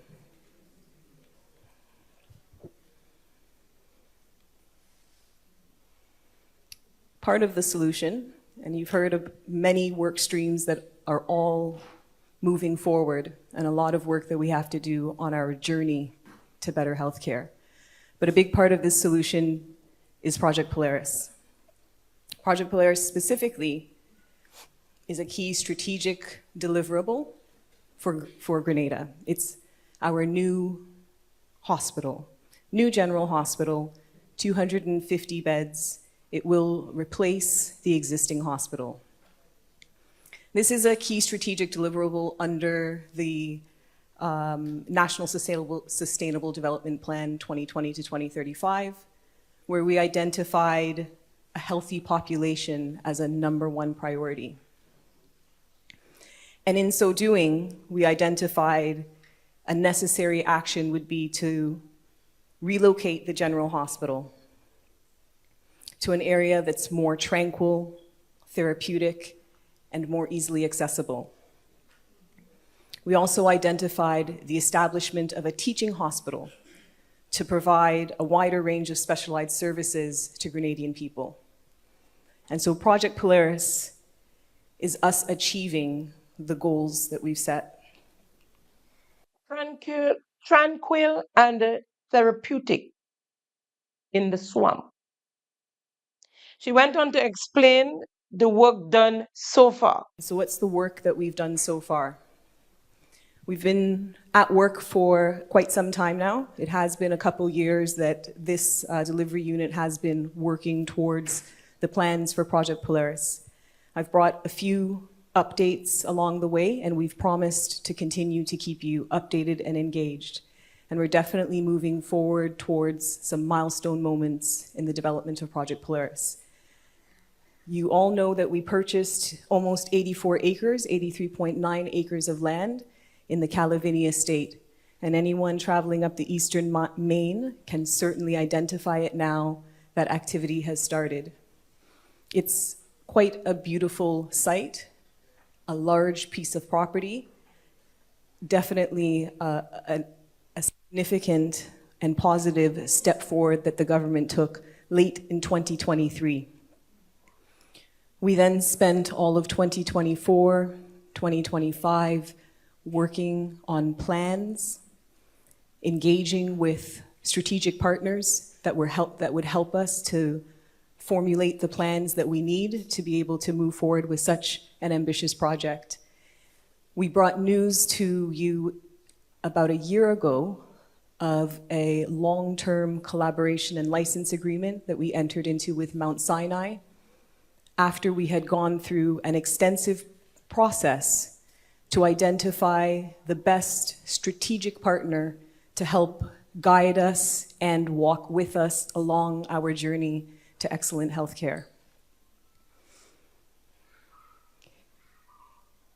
As we embarked on the journey to find our long-term strategic partner, we also recognized that we needed help and we needed to start work now on the service delivery at our general hospital and not just focus on the hospital that we would eventually build. And so Mount Sinai also began an engagement at the existing hospital, which went on for the better part of 2025 and continued into 2026 to do quality and service improvement work. And when I say they are not doing it. They are providing strong consultation and advice based on their deep bench of experienced professionals. But the heavy lifting is really happening through the hospital management team, who are, as the Prime Minister mentioned, working with a renewed vigor to see quality of service improve. And we've seen some significant improvements there. We've also been working on our master site plan, and we'll give you some of the details about that. So we have a master site plan now that takes into account the full 84 acres. It's very important that the government purchase the large area and not just the footprint of the hospital, because it's important that we understand the environment that we're building this very important asset, and that we take all necessary action to mitigate against climate concerns, make sure that we have the most climate resilient asset that will continue to serve us for the next 50 years and beyond. And as the Prime Minister also mentioned, more recent highlight of work done so far, we have secured a significant amount of the budget to do the construction of the hospital. These people, the Deacon Mitchell-led administration, purchased 84 acres of lands. First it was 89, but apparently they claim lands that did not belong to them. 84 acres of land to understand the environment. Let's hear on Mr. Peter Andel, as a matter of fact. Let's hear Mr. Peter Andel on the clearing of lands at Calavini. So I call my landlord and I say, hey, boss, I can sell me out, man. He said, me, I say, hey, I can sell me out because I hear They're coming for you. They come for me. He said, boy, this boy, I'm crazy. He said, they're crazy. He said they even bulldoze an area that he has set aside is not part of the deal. They bulldoze the area, they move the boundary marks and everything. Oh boy. He said, well, I call the Prime Minister. He answered me, but he told me to call me back. Activity has started, and I quote here, activity has started. Activity has started at the stadium grounds as well. Groundbreaking, sod turning. Whatever happened to the aquatic center since 2025? If you look on your screen, you'd see photos of the sod turning. According to project sponsor, the activities started are 1, working on plans, 2, collaboration with Mount Sinai 2025, 3, working on master site plan, 4, the early concept design for the hospital. Compare those with the dozens of activities the Minister of MIT spoke of as where the $22 million went. According to the project sponsor, Andrew St. Bernard, and I quote, it's very important that they purchase more than 12 acres, than the 12 acres they need for the hospital, because it's important that we understand the environment where we're building this very important assets, and that we take all action necessary to mitigate against climate concerns. Make sure that we have the most resilient assets that will continue to serve us for the next 50 years or beyond. So Ms. Saint Bernard is telling us that we need to purchase 74 acres of land, even though we only need 12 for the hospital, so that we can mitigate against climate concerns. Yet for all, they're building the hospital in the swamp and the hotel is on the hill. Folks, it's always important to look beneath the frills to find the genuine material. In this case, the real story is the medical city. Now, forget all about mitigation against climate concern. Here is the real reason they use our taxpayers' money to purchase 84 acres of land, the medical city. So what you're seeing before you is the 84 acres designed as what we are phrasing a medical city. The medical city, we're calling it a medical city because the cornerstone of the medical city is the new 250-bed, smart, climate resilient general hospital. This is the general hospital in this area here. And what you're seeing here is the eastern main.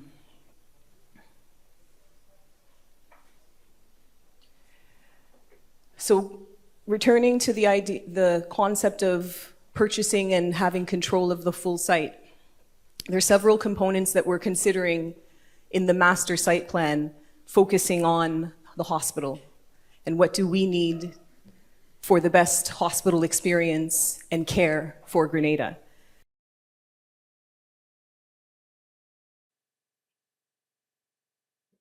So they are using the fact that we need a new hospital to con us into this fairy tale of the medical city, which will bring benefits to the elite, the chosen few, and not the ordinary people of Grenada. Although our monies were spent to purchase the lands that this so-called medical city will sit on, purchasing and having control of the full site, 74 acres of land.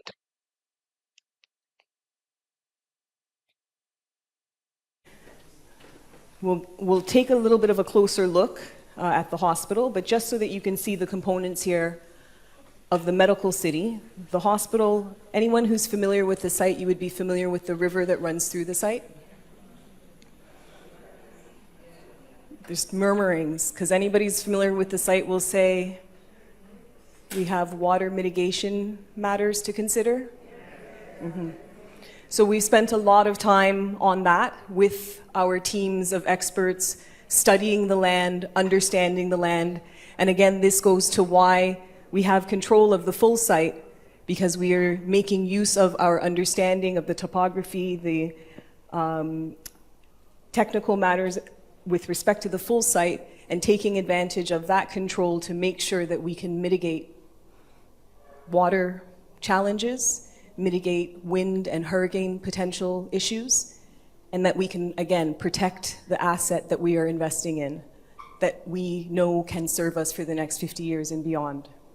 So I will speak a little bit as we go on to some of the strategies being used to mitigate, because I'm sure those of you familiar with the area would say flooding is not uncommon.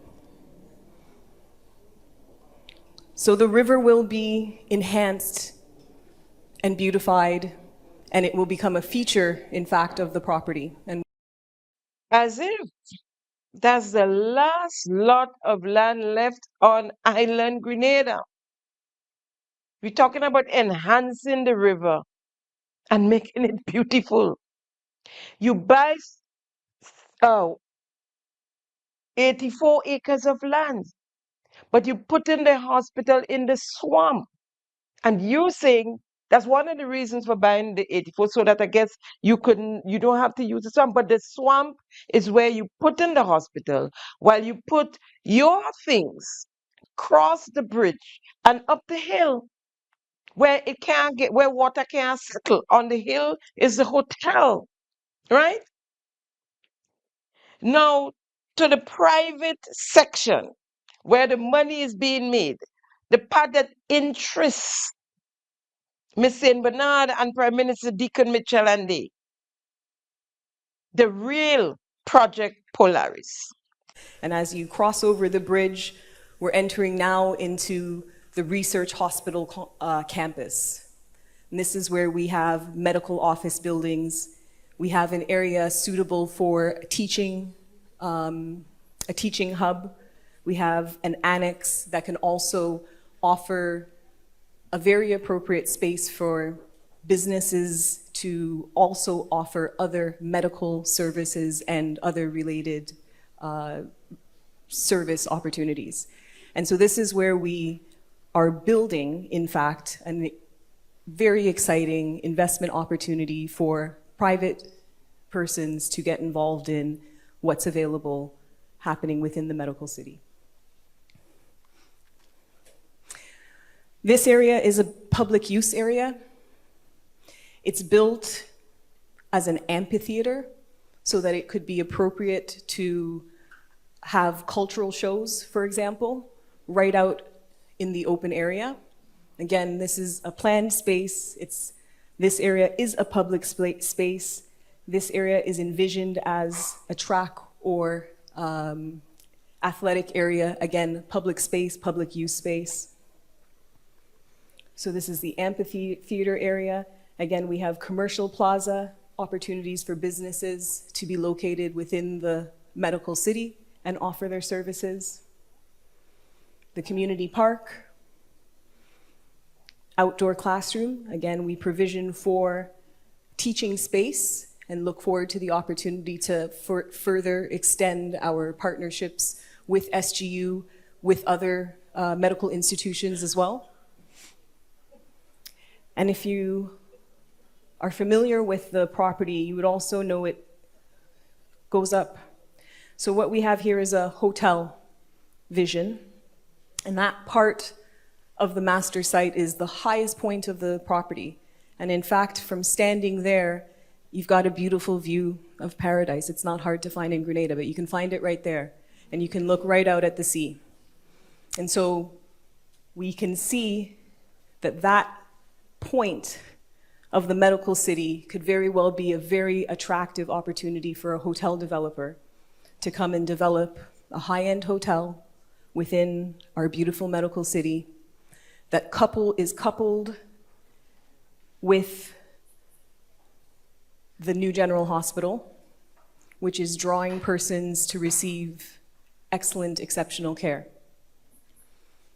A similar business opportunity that arrives through this and that we've provisioned for or that we envision is going to be an interesting sought-after opportunity is a retirement community, which is here in the same area.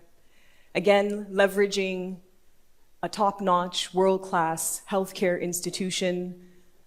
And here is one of the key components to what it is that we're offering.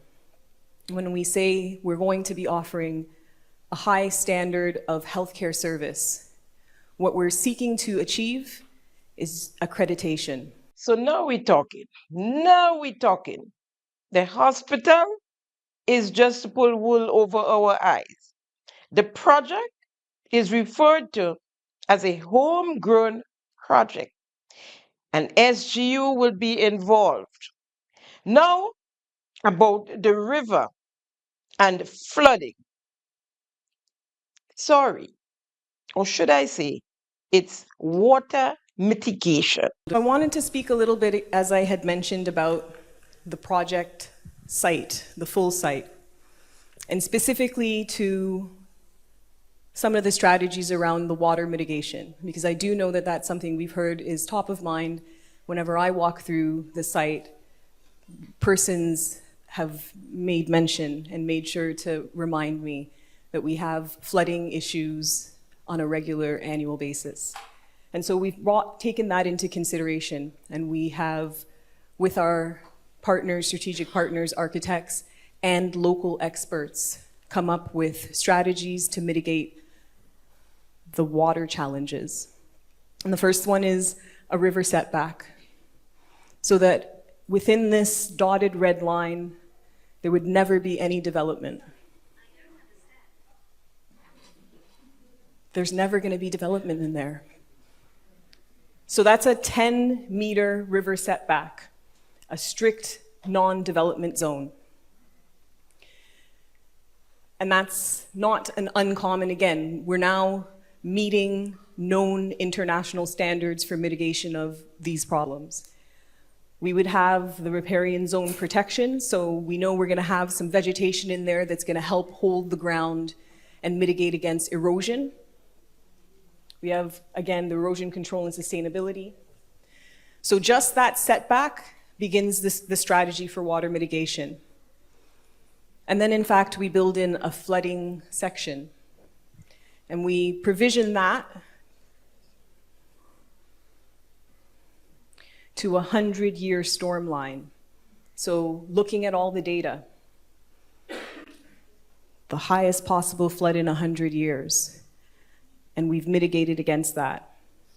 And so what you see is the river as it exists, and essentially a grading, and this again is happening within that 10-meter area of no development, but there's a natural grading that allows for the spillover of the river without running off on the rest of the property and threatening the integrity of our infrastructure. And so through this strategy throughout, we can, I didn't say drainage, there's definitely drainage that would be a part of the strategy. So provisioning the river in such a way, again, that we can actually enhance it, we can take advantage of the beauty of the river, but we don't have to be afraid that when the rains come, it's going to overflow. We've provisioned for that, we've built in some overflow space. Question is why? Why rush put us through that? When you have to spend all this excess money to mitigate.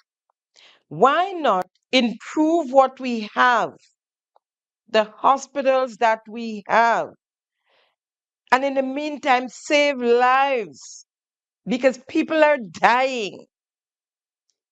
Why are we trying to to put ourselves in a swamp when if we organize the general hospital, make it so people can live when they go in there and not die, not come out in the body bag. And in the meantime, look for an appropriate venue. What the biggest possible flooding in 100 years, whatever that means. They gave us a timeline for Project Polaris. So this is looking at a timeline for Project Polaris overall. As we mentioned, we have been working already for quite some time. So 2024, 2025, a lot of planning, feasibility studies, environmental social impact assessment, and stakeholder engagement has been ongoing. 2025, we spent a lot of time seeking and selecting strategic partners to continue to walk the journey with us. So we have Mount Sinai, we have the site planner and architect Perkins and Will, we have Deloitte, who has worked with us on our business plans, our medical tourism plans. Our next key strategic partner will be the major contractor, and we would have the major contractor on board in the coming months. So here's where we are, groundbreaking. And so what happens immediately after groundbreaking? It's more work. We have early works that have to be done. And so immediately after groundbreaking, we would move into some more geotechnical, geophysical testing that needs to be done. We would continue the site clearance. We would continue with site security. We would also need to, this is a large project, and so we would also need to build a camp for the construction. And so the provisioning of the site to have it ready to start main works will be happening over the next 5 to 6 months. And then we have hospital operations by 2029.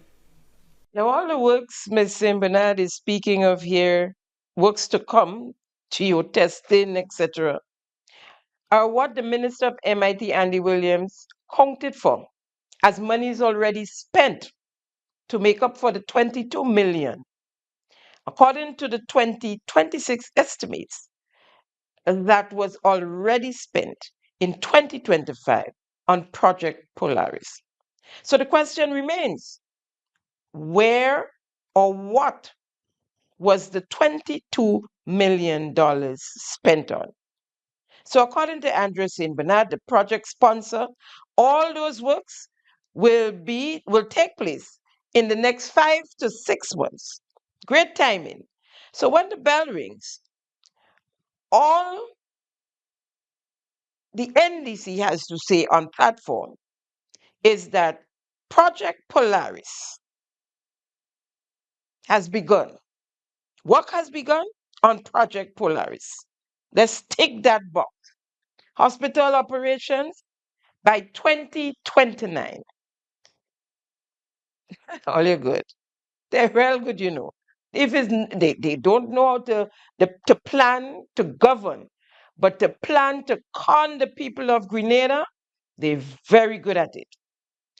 In the question and answer segment, the question was asked of the farming community. Here is Prime Minister Deacon Mitchell on the farming. The first question is, prior to the excavation of the site for the new hospital, there were farmers occupying different plots. Is consideration being given to allow those farmers and other interested farmers to the opportunity to form cooperatives and to operate within the medical city to provide locally grown fruits, ground provisions, vegetables, meats, etc.? So it's a loaded question. I'll leave that one up to the Project Polaris team, or maybe Prime Minister could take that one. All right, thank you. Thank you for the question. So that's probably a short-term and a long-term response. The short-term response is that the farmers will have to be relocated, simply because the areas where they're farming is actually the construction area. Most, if not all of them, have already begun the process of the relocation. I should point out that a lot of them were actually occupying the land with no consent, let's put it this way. But in the context of the overall development and when the hospital is built and functioning, I certainly think we would want to make it as eco-friendly, as pro-food sustainability as possible. So I certainly think there will be opportunities for that to happen. I'm subject to correction, but I think the hospital footprint itself will not exceed about 15 acres. Let's say 12 to 15 acres. So obviously we still would have as much as maybe 70 acres of land to treat with. So there certainly will probably be opportunities for some form of potential agriculture as an option within the city or the district. In addition to that, there's 100 acres of land, give or take, behind it, which is Hopeville Estate. And we are probably going to have some discussions with the owner as to opportunities for the government to lease it, or maybe acquire it for the purposes of supporting food sustainability as well. So I hope that answers the question. You heard the Prime Minister. Now listen to this. Life isn't made any easier. In fact, their lives are made harder just to honor living. You know what I mean? That struck me, and I was like, man, there got to be an easier way. There got to be an easier way. Anyway, that was my little diversion. Let's get to the meat of the matter. So, last week while I was here running my mouth about the hospital and whatever doing, and about, the lands, and who talking about taking my lands. Don't tell me they come for you. Hush your mouth. Don't tell me they come for you. Why are they running my mouth? Yeah. Listen to me. Yeah. Apparently, the same day, the Monday, I remember I said to you, I went up by the just pineapple up in Winter Forest. Yeah. Went up by him, and we had a good chat and everything. And nobody told me I come back that I had a visit to my farm. The next day, I'm being told, Mr. Andal, there was 17 people on your farm yesterday. 17. He said, boss loads of people on your farm yesterday. You trespass, though. They're taking census. He said they check every fig tree you have, every planting tree you have, every corn stool, every producer stool, every okra stool. Without you being there? Without I being there. Wow. So one of my workers asked him, what's this about? Oh, we got to move Andal. We got to move him. Oh, they want to move you. They got to relocate Andal. So I was thinking that, it's some, there's always mischievous people, talking about moving Andal. I heard it all talk. And I'm thinking, that's just mischief. Well, I remember I called her right last week and he said, Mr. Andal, I think your name is on the list. I'm thinking that is just mischief. That was my thinking. Not realizing. You in it? I in it? You in it? Now, they go and clip your wings. Funny, the property where I'm listing, there's another farmer between myself and the actual boundary of the lands that the government bought for the hospital project, right? Well, I can't say they didn't visit him because I really don't know. But I'm saying I'm not in boundary with the lands. You know what I mean? This guy has about 2 acres in front of you, in front of me, and then me. Okay. Right. So I'm not close to the, when I say close, to the project there. Yes, close exactly. Because there's lands before you. Exactly. Right. So. But guess what? They insist that. I understand they're talking about building a city like School of Medicine. They want to build a city, a medical city, so to speak, at School of Medicine. So the School of Medicine going home. So my 15 acres of land where I'm farming is in the firing line. They want it. Now, when the Prime Minister spoke of lands on the other side of Calivini, which is the Hopevale lands, and he said lands that they were going to lease or acquire, I thought it was empty lands. But I didn't realize it was lands that were already being farmed. Now, here's Mr. Andal on his farm and money spent and what he has on his farm.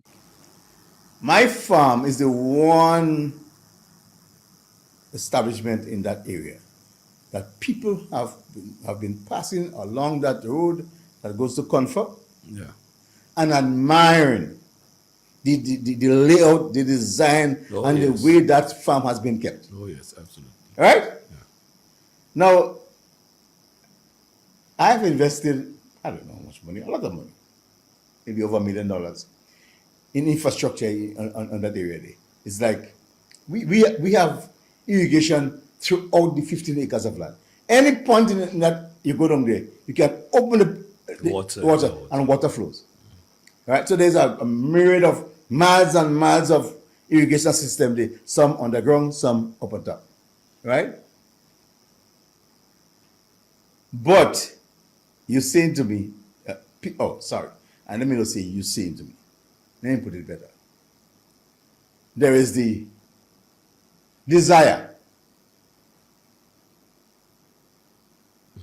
to move that farm out of there, to get rid of that farm.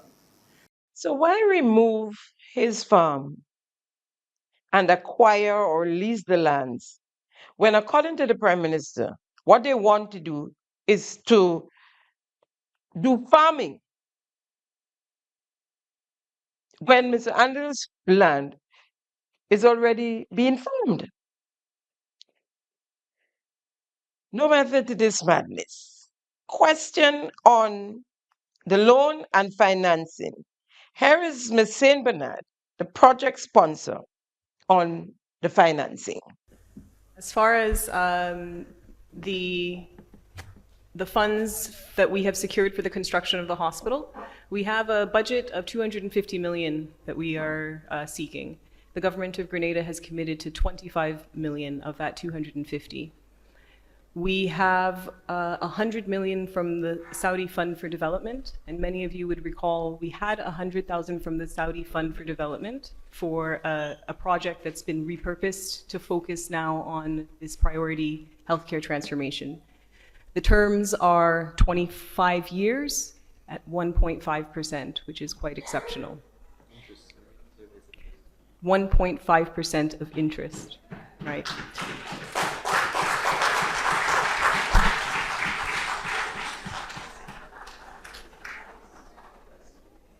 We have also secured $60 million from the OPEC Fund for International Development, also a member of the Arab Coordination Group, and similar terms, the tenor is 22 years, the interest rate is 1.25%.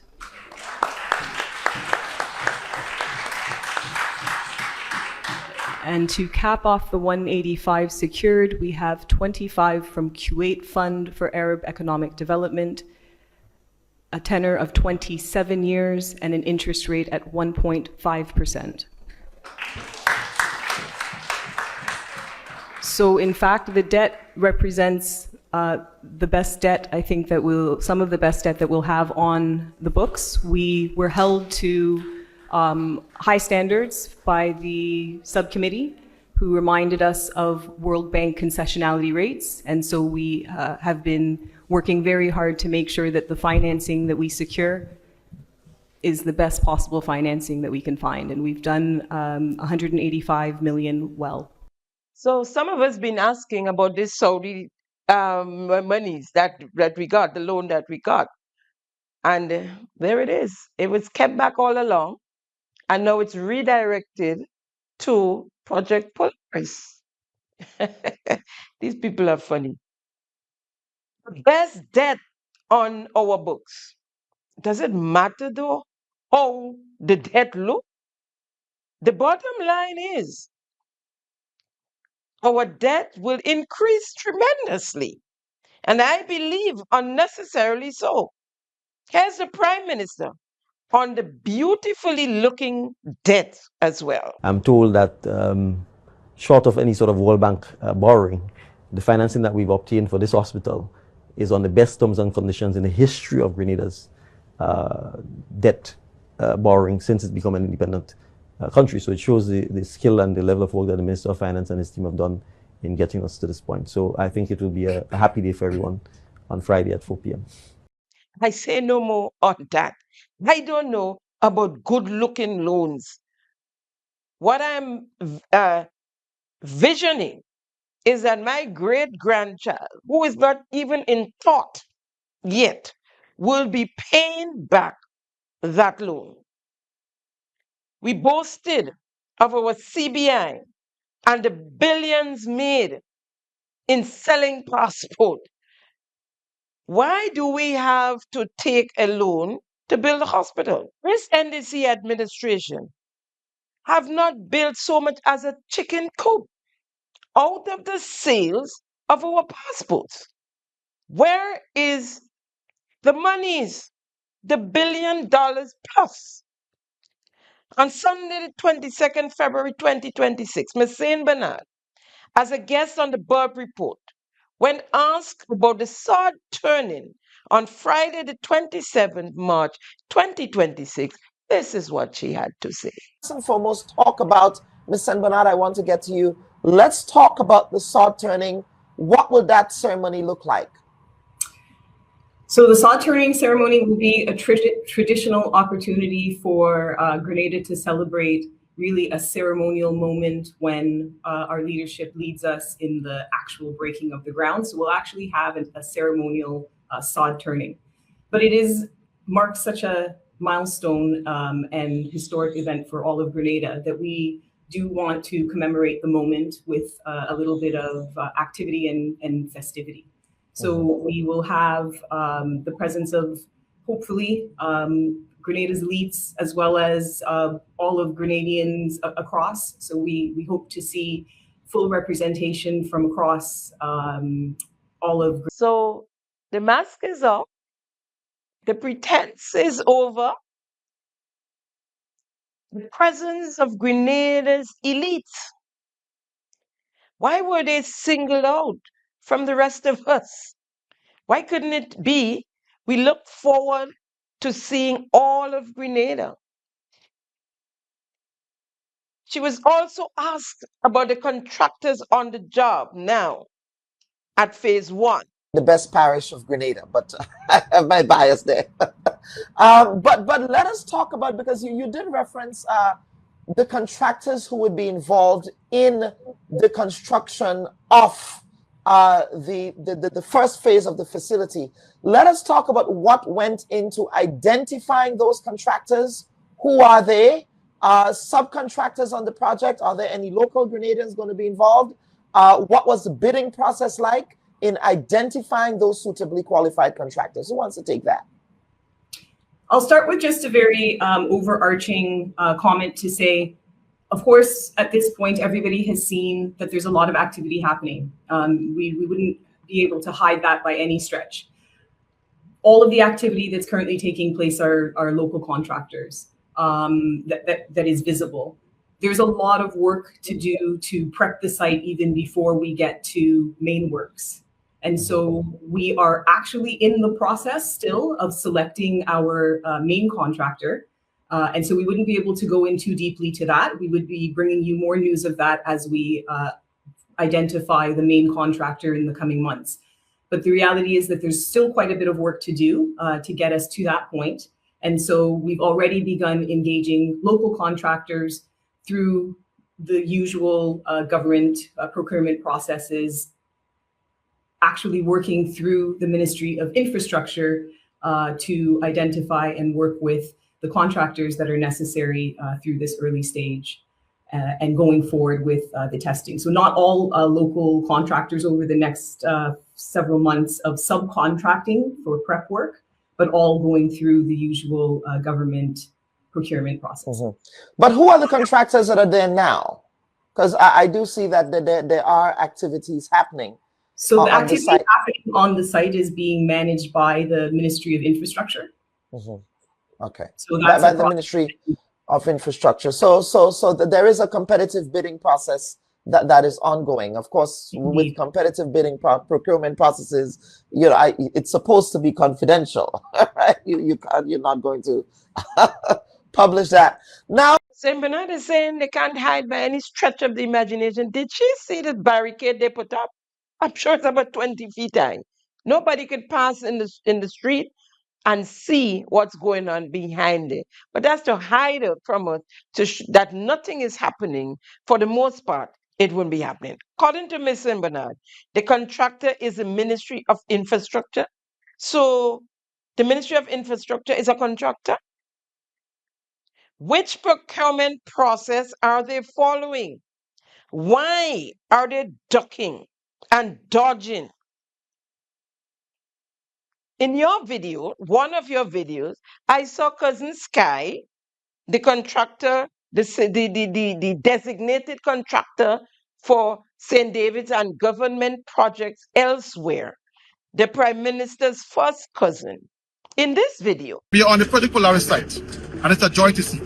Some thought this was pie in the sky, but guess what? We can see the reality. And on Friday 27th, when this groundbreaking starts, this will be the start of a very transformational project, one that will be spoken about for years to come. So all in all, I want to thank the Project Polaris team, Government of Grenada, for us doing our best to ensure that we put words into action. That is what we are about. So this project It is a future project for our children, grandchildren, and everyone in Grenada, Carriacou, and Philippines. What a joy. You saw the gentleman there on the project with the bear? That's Cousin Sky. That's a contractor. He doesn't work in the Ministry of Infrastructure. He's a private contractor. Folks, the longest rope has an end. All in good time. Over 600 million EC dollars to build a hospital, 250 million USD. At the moment, we can't even operate on one of our the only polyclinic we have on island. The 3 local hospitals, 2 on mainland and 1 in Carriacou, are being operated as badly managed health clinics. You all could make all kind of simidimi to try and get votes back into office with this project Polaris. But government is a continuum. And as a matter of fact, the NNP is better known on delivering capital projects. In fact, I can't remember any capital project here on island as we speak that the NDC can claim. NNP will continue the project if it's started.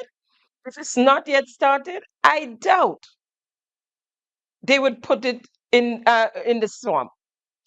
So it might be it might be on the piece of property on the hill where the hotel is supposed to go, because we don't need a medical city. Right now, what we need to do is to save lives. When the NDC gets back into the ministerial complex, they will deal with the project Polaris and the construction of a new hospital, a new teaching hospital. Yes, needed. Yes, we need to come out from where we are. But in the meantime, fix what we have. Let the record show that the NNP have constructed the General Hospital and the new wing that now house the emergency unit and the laboratory, etc. The new polyclinic in St. John's, the only one on island. The Bruce Street Mall, they were there to accommodate the private investor, the Bruce Street Mall, and the new port, the new tourist, where the ships come in now. The bus terminus in St. George's, the National Cricket Stadium, the National Athletic Stadium, the Ministerial Complex, the Trade Center, Youth Center, the International Airport MBIA, the new wing of the MBIA. Tried and tested. I can go on. Most of the hotels, if not all of them, well, except for Sandals, were built under an NNP administration. A government creating an environment for that type of construction, building hotels, building the schools, the renovations and expansions of schools like St. Joseph's Convent, St. George's, Presentation Brothers, and so much more. Folks, of course we're out of time. We're out of time. That's a wrap on today's episode of Simon Says. It's always a pleasure conversing with you, keeping them honest. Thank you for viewing yet another episode of Simon Says, where facts come first. I'm your host, Jenny Simon. See you next week, same time, same place. Have a good week. Bye now. Thank you for tuning in to Simon Says. To ensure that you never miss an episode, click subscribe and make sure to turn on the notifications by clicking on the notification bell icon. See you at the next episode.